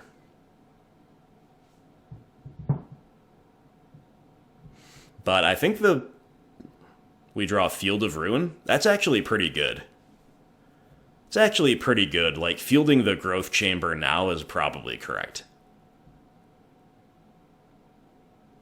Before Sakura Tribe Scout just makes it completely irrelevant.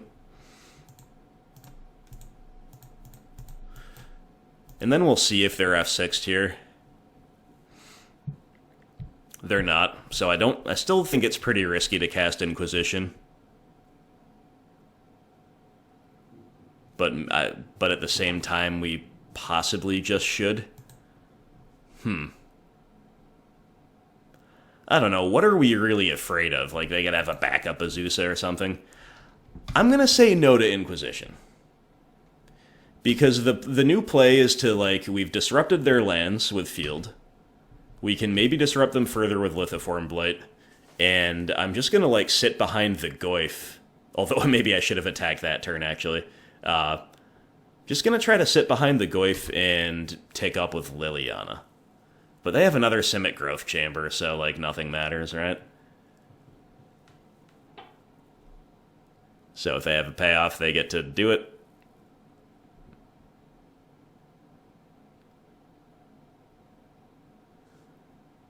Really good progression from the opponent, you have to say, you know, if they, on a Mulda 6, if they have it, then I guess they just have it. And obviously they do. Yeah, nutty progression, and the entire time they've been representing Veil of Summer, too. But I don't feel bad about our play. I think fielding there was correct. I think even holding the Inquisition is correct, or at least not punished. Because they just had bounce land into Primeval Titan, right? What are you going to do about that? So here we go again. Watching Titan do its thing. This one I could probably scoop to, but I guess we do have outs to Titan, including Maelstrom Pulse and a kicked Bloodchief's Thirst.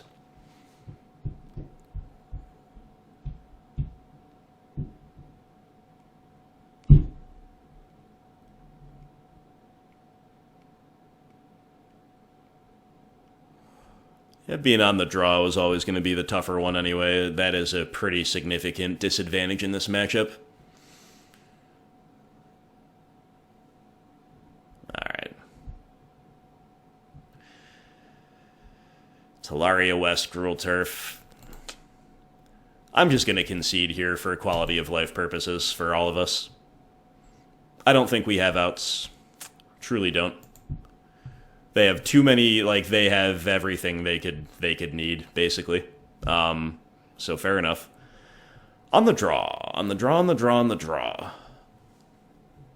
seeing a lot of stuff in the sideboard that's really unimpressive, so let's just look at the main deck and see if there's anything we want to reconsider, and at a glance, I think it's pretty much just going to be run it back.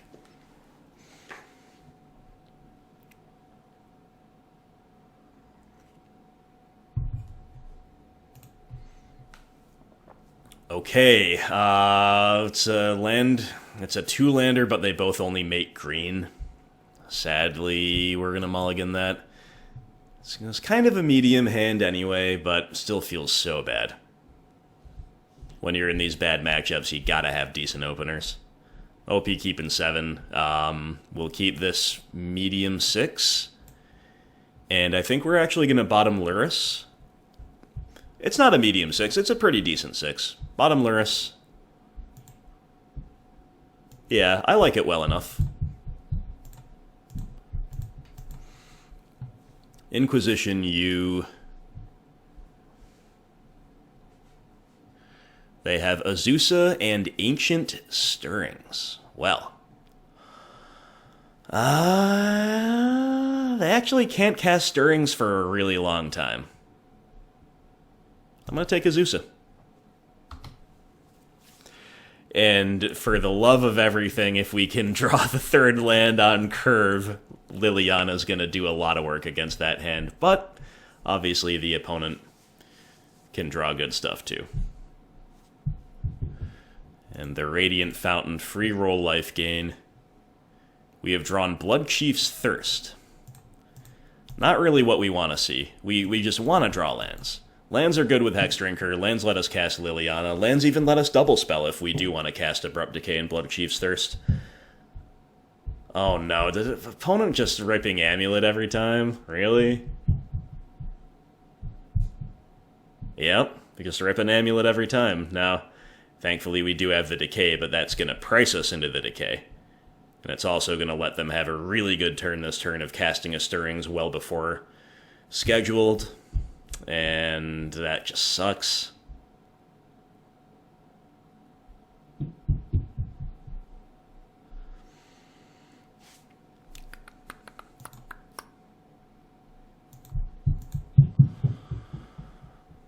Their hand is Radiant Fountain, 1 unknown. They go get Simic Growth Chamber, so they are kind of all in on the Amulet living, and thankfully we'll be able to do something about that. But unless we start drawing lands, it's still not going to be quick enough, and just draw another 3-drop. I don't mean to complain, but we are getting super, super duper unlucky in this matchup in the post-side games. We're not down and out, but I feel like with our opener against their opener, I was feeling one way, and the wave they've drawn versus the way we've drawn, I'm feeling another type of way. Feeling another type of way. Especially because they just will keep gaining 2 for the foreseeable future with Radiant Fountain. We just gotta hit the third land for Lily. We just gotta do it. Come on, third land. Ugh, so frustrating. Alright, I'm just gonna put Hexdrinker to level 3 rather than cast Inquisition. If they had a lot of the good 3-drops, they would have cast him last turn, right?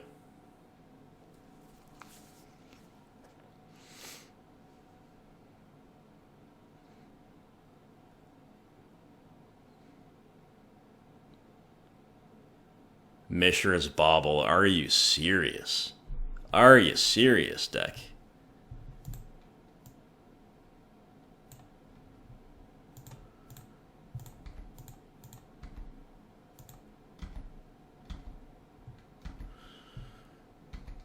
Okay, well, can Hexdrinker go all the way?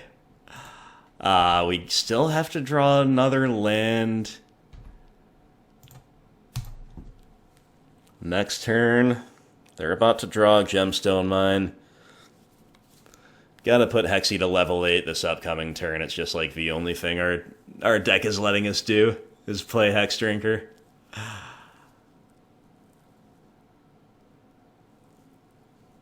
Okay, OP runs the mine out. Remember, they have Talaria West to go get a... Yep. That's what they're doing. They're Summoner's Pact. Alright. Well.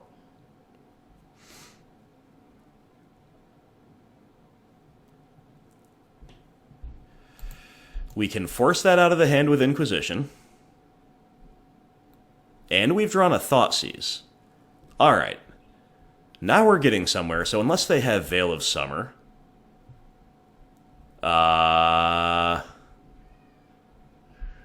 Yeah, I think we Inquisition, maybe it whiffs, but then maybe we can Thoughtseize the Summoner's Pact payoff.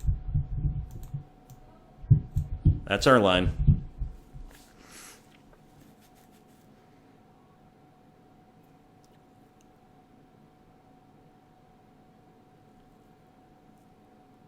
Maybe it was better to just Thoughtseize. We could have put another level on Hexdrinker this way. I didn't think that one through long enough, but...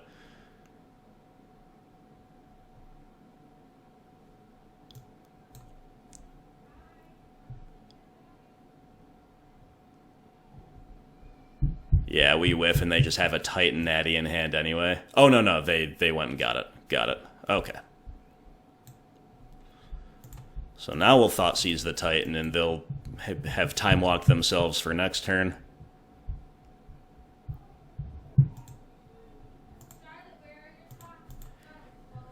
And now we will put another level on, right? Right.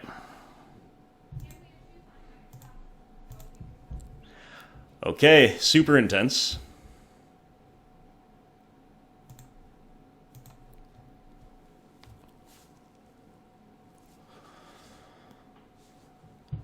Opponent can gain 2 more life with Radiant Fountain, but if we're putting Hexdrinker to level 8, that should still be a 2-turn clock if they only do it once.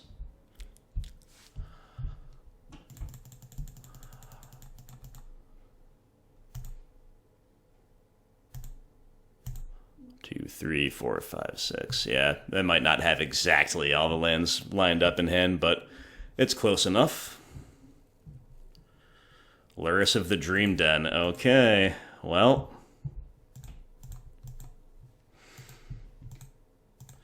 That is not the play. Making Hexdrinker a mini Progenitus and attacking is the play. Okay, 1 time OP, no good top deck. 1 time. 1 time, please. Oh, I can hardly bear to watch. Does Hexdrinker steal us the game against all odds, with our deck failing to yield what we needed it to yield? Or does the opponent rip the nuts? You tell me. You tell me, because I can't look. I guess opponent could Vesuva for Radiant Fountain to stay alive, right?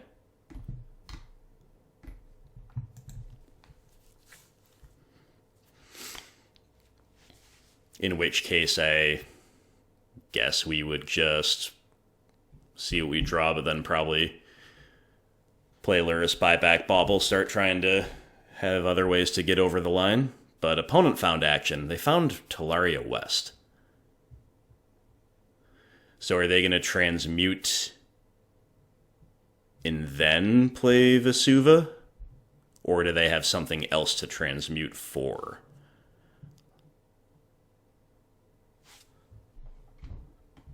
Like, is this a Blast Zone tutor? Because that would just be brutal. Engineered Explosives, okay, same thing. Same thing. Well, Hexdrinker, you did great. You did great. But Titan's a silly deck.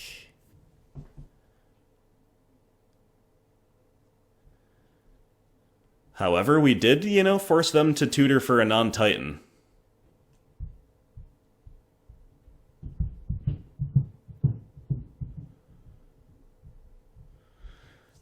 Draw of a backup Lurrus is really not what I wanted to see here.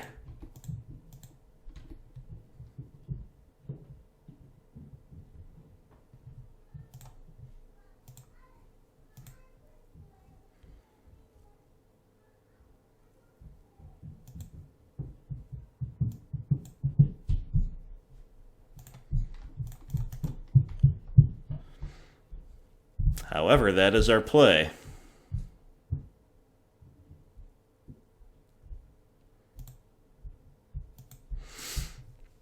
And, if we had not been so choked on lands, buying back Hexdrinker there would have been great, too. We can just force them to beat it all over again. They're about to draw Field of the Dead. No! No! Brah.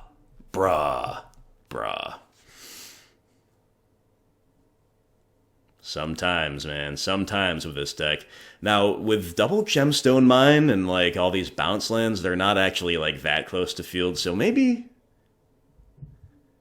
that's not the worst, but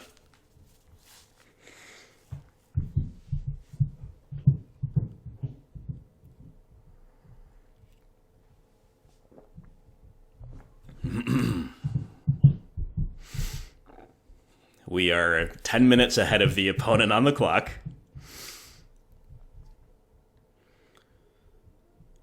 Are they going to buy back Radiant Fountain to play for the longer game and also to start just diversifying the land drops? I guess so.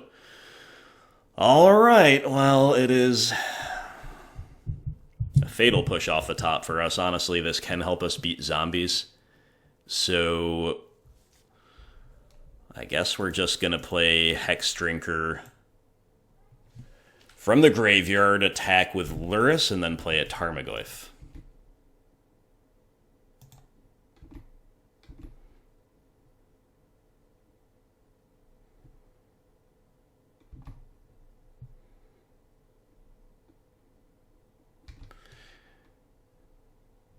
You just kind of get the feeling that if we had drawn a fourth land at any point in these 9 turns, that we would be like double spelling ruthlessly enough to have gotten there by now.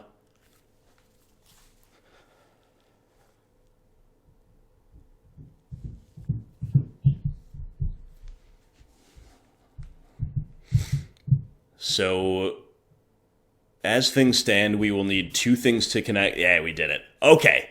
Not thinking about that. I was starting to game it out. I'm done. I'm done gaming that one out. We win. We've cashed the league. It's 3-1 going into round 5, and we beat the big mana decks, despite our deck really severely stumbling there in round 3. So, awesome. Love to see it.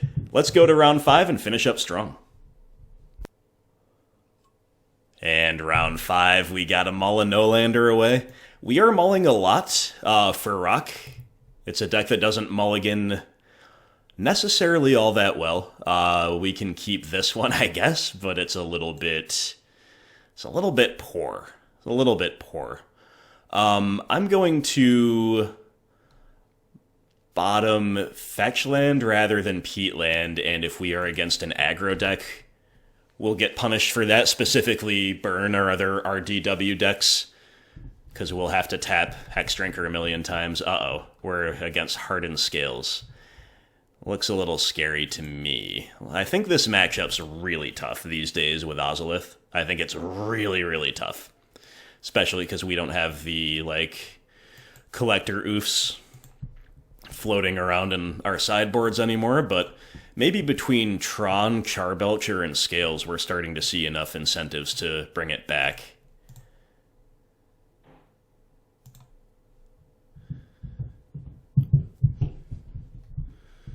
Yeah, so we need to be, really interaction dense here to compete with this deck, and right now we're just not. But we've seen Hexdrinker steal us a lot of games so far, and you never know. If we can do just enough to kind of hold them off and they're on a certain type of progression, then maybe they're just another deck that won't beat the mini Progenitus.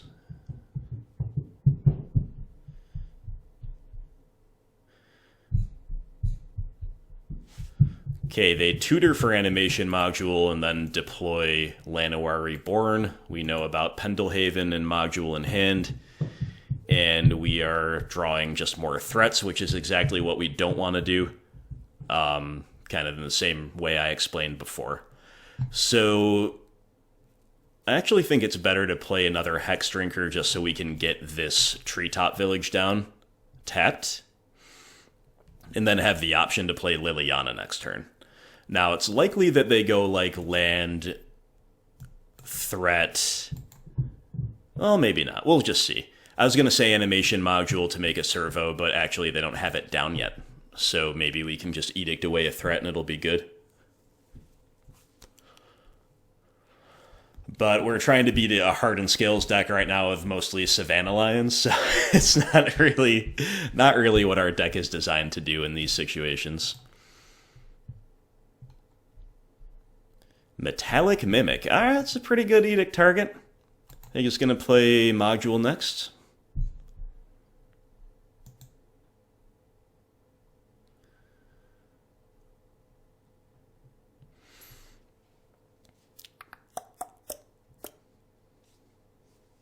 Yep. Alright, well, I think our sequencing has been really rewarded. It still might not be good enough, but I think we're in with more of a shot than we would usually have given our opening 6 against this deck. Let's go, Savannah Lions, go, go.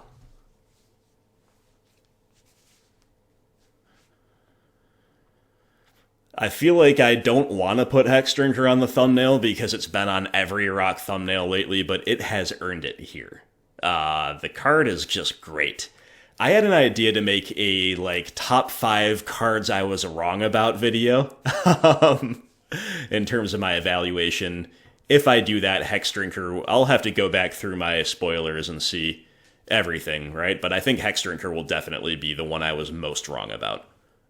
So I didn't think it would rock back in Modern Horizons. I think I was, if I recall, right about basically everything else from MH1, but not about Hexdrinker. Not at all. Anyway, opponent getting another Metallic Mimic, and now they've got the Servo. It's Value Town for the OP, but Liliana's going to get some action out of their hand, I guess, because they didn't play a land.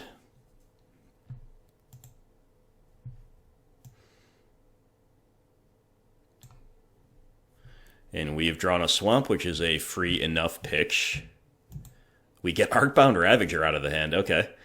I think we're just going to make one of these into a 4/4, then... Well... Do I want to trade this Hexdrinker for one of their things, or if they don't block, then we get to put them to 12? And then they're dead in 2 hits to the one that's going to become an 8/8? I don't know. Also, like, blocking for Liliana's fine. So I think I'm just going to put the levels on and sit back. But we kind of have incentives to do both.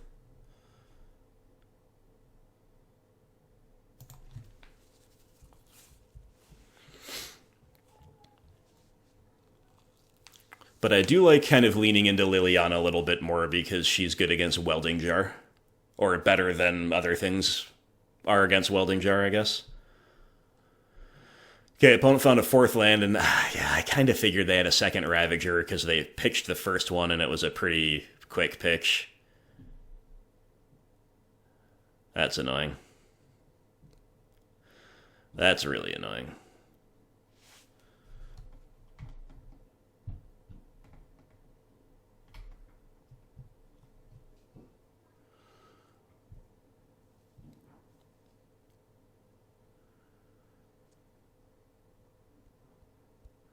We once more kind of find ourselves getting beat by the opponent's strategy with the prospect of making Hexdrinker and 8/8 protection from everything as our major out.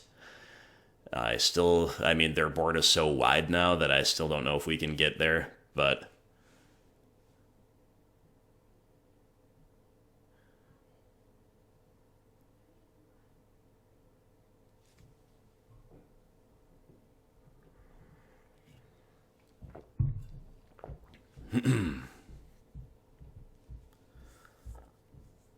We've got some opponents playing kind of slow today. Often I'm more behind on the clock, and I'll blame that on commentating, but I'm not, like, as a rule, always ahead on the clock if I don't commentate, right?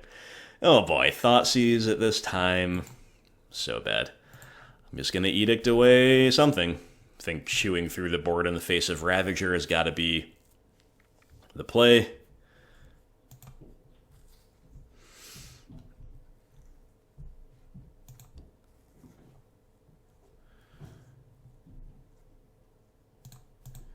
And I'm just going for the level 8. I mean, we have other cards in hand. We could maybe put the other one to a 4/4 and see if they have the temerity to attack into us, but I also think this is all right.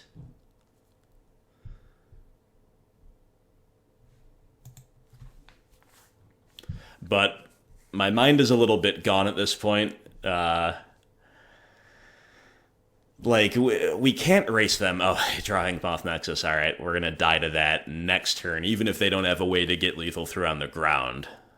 They definitely have a way to get lethal through in the air once Yawgmoth is no longer summoning sick.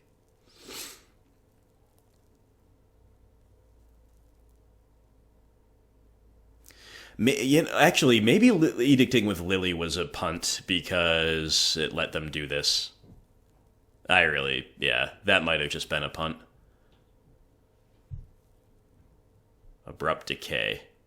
Ooh, well, now they have Welding Jar. I was going to say we could decay the Ravager while they're tapped out of Yawgmoth Nexus. Let's see if they're F6'd.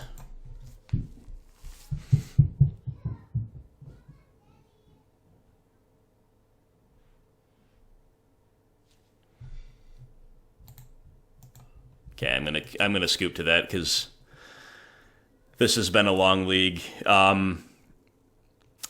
Yeah, basically just F6 check the opponent. We're dead to the Yawgmoth Nexus. We could like wait and see if they're gonna shove all in, but right now, that's not where my mind is at. We're well and truly beaten. I don't think we have outs there. I was probably incorrect to edict with Lily there, so sorry about that.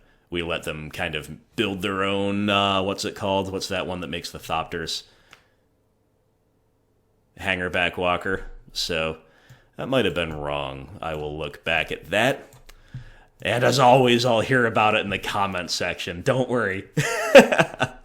Anyway, I hope you guys are having fun. We've had like a ton of bad matchups here, I feel. This matchup is bad. I'm pretty confident in that. And we're still doing pretty well.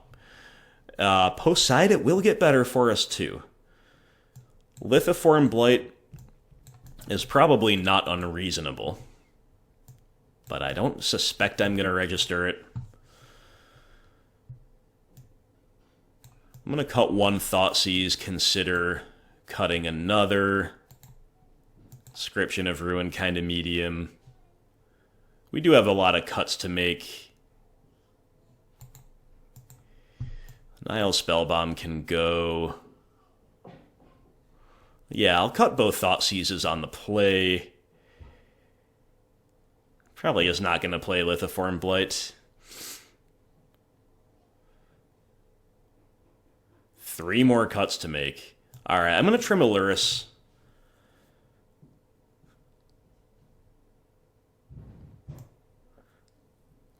Trim a Bob and play with only 2 Collective Brutalities. I do like this configuration pretty well.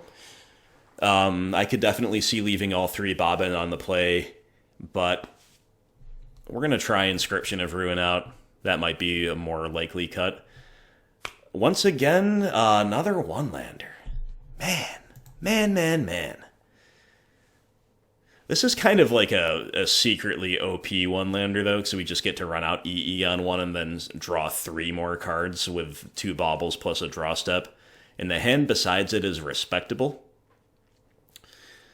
So I'm going to keep and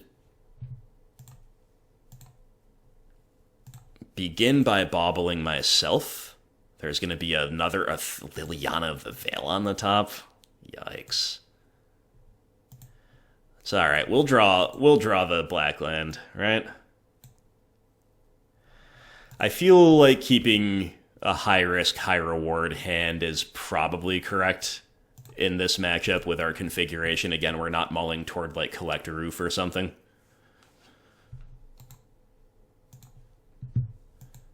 Okay, so there's our second Liliana when we're on a single forest. We knew about that, but we got 2 more looks. We got 2 more looks at something good.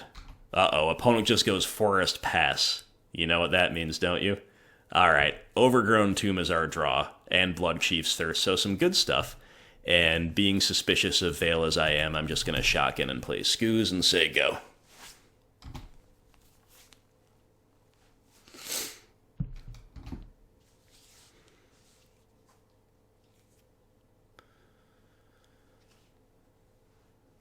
Opponent with double green.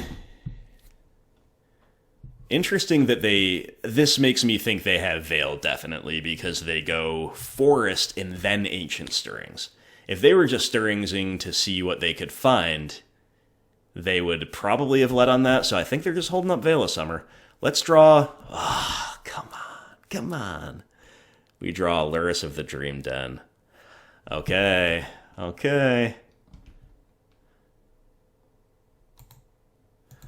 I was going to say, let's just draw another black land and we'll get to play Lily and tick them up and punish them for slow rolling their progression behind a Veil of Summer, but sad but true, I think they do have Veil.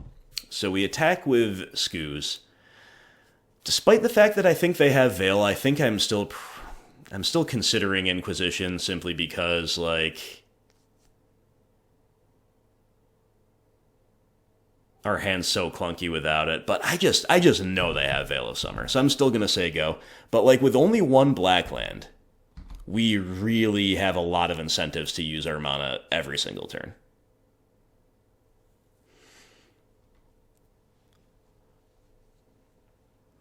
Hangerback Walker. Okay, you got it. We draw another Scooze. Okay. We're getting so unbelievably punished, it's not even funny. Like, our progression on the play really could beat them, but not like this. Not like this, not like this. Alright, so we're going to lose to a... We're going to kind of lose to our own deck, and I have to say that I think our progressions have been under par, and we've also mulliganed more than average. Despite that, and despite running into some tough matchups, we are still going to cash the league, even if we lose this one, which I'm pretty sure we will.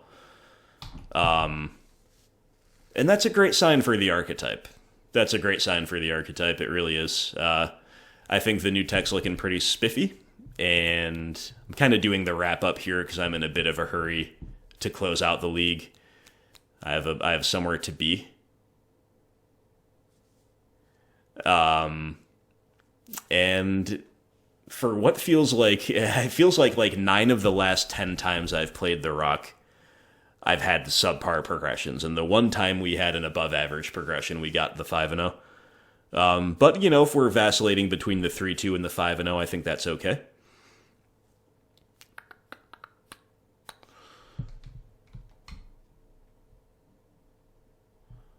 Alright, let's focus on playing the game out here. I think I'm just going to go Lily, tick up, pitch the Inquisition.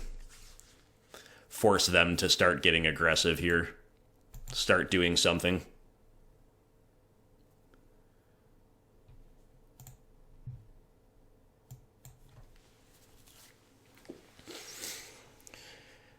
And if we want to, like, maybe double Edict next turn, we can do it. You know, if these Scoozes were Tarmogoyfs, we'd be in a very different position. We could maybe get really aggressive and try to, like, win through the Ozolith counters, but with our Scoozes being so mana-hungry and so underwhelming, I just don't think it's going to get us there, so we have to play this sort of game instead.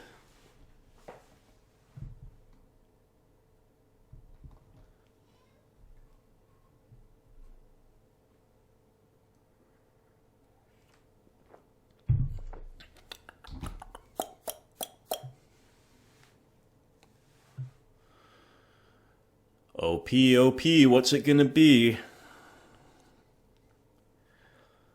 What's it gonna be? OP. So yeah, Tron, unfavored. Maybe not as unfavored as it used to be, for sure, but unfavored. Amulet Titan, definitely unfavored. This matchup, definitely unfavored. Belcher, definitely unfavored. What did we beat narrowly in round 3? Yawgmoth? I've heard people say Yawgmoth is unfavored too.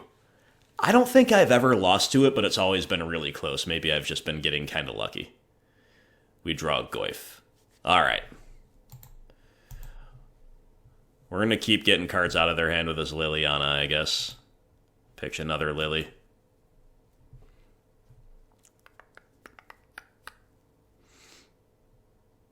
Darksteel Citadel.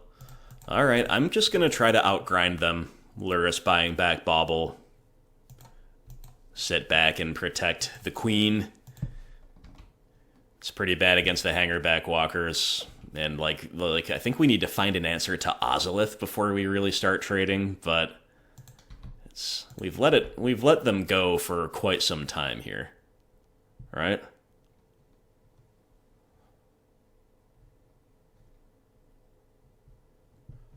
And all it takes is for them to find one payoff and they get to go nuts.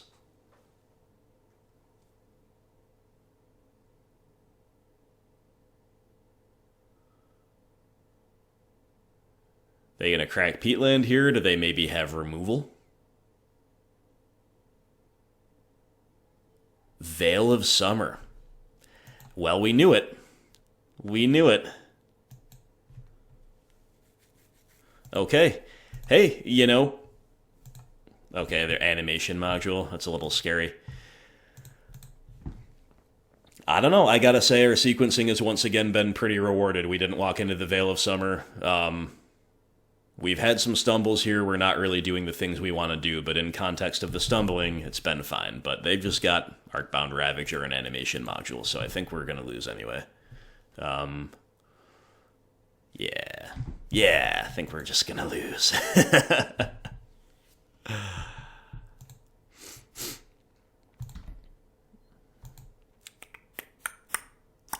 And there's no other way we could have done anything about this because we've gotten as many cards out of their hand as possible, which depletes their resources and depletes their ability to have land drops to do all this on the same turn and to play cards like Ravager and Walker. And we also don't have a way to beat Yawgmoth Nexus at instant speed because this card is a sorcery. So even though I mentally checked out of this game just a little bit, there's just, I think we played optimally. Honestly, I do. As always, though, I could be missing something. Yeah. Games with Rock are really rewarding. It does feel a little bit bad to be this deep into a league and still against bad matchups. Like when we come with Rock, we come to police combo decks that are not Char Belcher, like the traditional combo decks, and we come to police aggro in red deck wins, and maybe like rogue prison decks and something like that. But when you have at least 4 bad matchups, many would say 5. Whoops, did I not? There we go. Sorry, OP, I'm not slow rolling you. And on top of that, you're kind of like not drawing the right half most of the time, and taking more mulligans than your opponents, you're never going to go on a tear that way with Rock. Modern has just gotten so powerful that, like, with Rock, you cannot have all of those things go against you and still have a great result. But you can still have a good result, and that's what we did here. It's a 3-2, which is never a bad thing. And we did get kind of slaughtered in the losses, and we barely scraped out the wins. So I think if we played a little bit worse or got a little bit less lucky, a little bit more unlucky is maybe a better way to phrase it, we could have been looking at like a 1-4 very, very, very easily. But we had good variance round 1 against Tron. We do have to say that. Beyond that, it was kind of a mixed bag leaning toward bad luck in my view. But with Rock, you kind of need the good matchups and or the good variants. If you have neither, I think 3-2 is kind of the ceiling of Rock, because you don't get free wins and your inherent power ceiling and maybe the average power level of the deck is not tier 1. Whether it's tier 2 or maybe a little lower like tier 2.5, that might be up for debate. But that's where we're at with Rock. So again, I wish nothing more than that I had time to play all day and that we could, have leagues like this if 3-2 is kind of our floor, even when things aren't going so well, and then we're playing more often and getting those 4-1s and 5-0s, that would be better. But as it is, I hope the discerning viewer is not being too results-oriented, and I hope you can see all of the promise within this archetype, because even though it kind of just sounded like I was downplaying the power of Rock, the other side of the coin is that we have a 75 that makes it so for most matchups, maybe we have to make adjustments for the increasing presence of artifacts in the meta, but leaving that aside, for most matchups, we have a 75 that leaves us feeling really good about our 60 going into the post-side games. I felt that the last couple times I played Rock. Here it was a little bit less, but still I think that is true. And if we are in a meta where it is a little more solved, and or it is new, where people are playing more linear decks because it's new, I think Rock can really shine. I think we're in the latter stage right now, but we drew the wrong half of the linear decks, basically. We want to see, like, Ad Nauseam, we want to see Prowess, we want to see Burn, we want to see tribal decks, and even, apparently, Tron is okay for us now. I think better than it's been in a long time, better than it's been since probably before Veil of Summer, and perhaps beyond that. Anyway, Alan Lambert, my friend, I do hope you enjoyed this one. Sorry I had, for scheduling reasons, to play it before I heard back on you about the absolute final form of the list, but we did see the new tech spread its wings. Lithoform Blight was completely amazing in round 1 against Tron. It did get us there. Inscription of Ruin, pretty cool. We had moments, we had a moment where if the opponent had a way to stay in the game, it probably would have buried them. And the modality is really what we're interested in there, and I think the Mind Rot mode is the most powerful mode, and we were set up to do that, but we didn't actually have to. Bloodchief's Thirst, this was not the league for it to shine. Let's just put it that way. It didn't look great here, I'll be honest, but I do want to keep testing this. I do think it will rock as the 5th one of. Agadeem's Awakening also looked pretty bad. Even though it's the most inherently powerful card of all the ones we mentioned, and even though it's the Mythic, it's probably like 4th in my rating, behind Bloodchief's Thirst and Lithoform Blight, certainly. Maybe it's like a joint 3rd with Inscription of Ruin. That's how I'm seeing it after theorizing and after one league. Anyway, guys, this was another league for you. I do hope you enjoyed it, and I do hope to see you for the next one. Thank you once again to Alan Lambert of the Veil. Awesome dude. Thank you for watching. Thank you to all their Patreon supporters, and I will talk to you soon. Good luck out there in your leagues. Hope everybody out there has a wonderful day.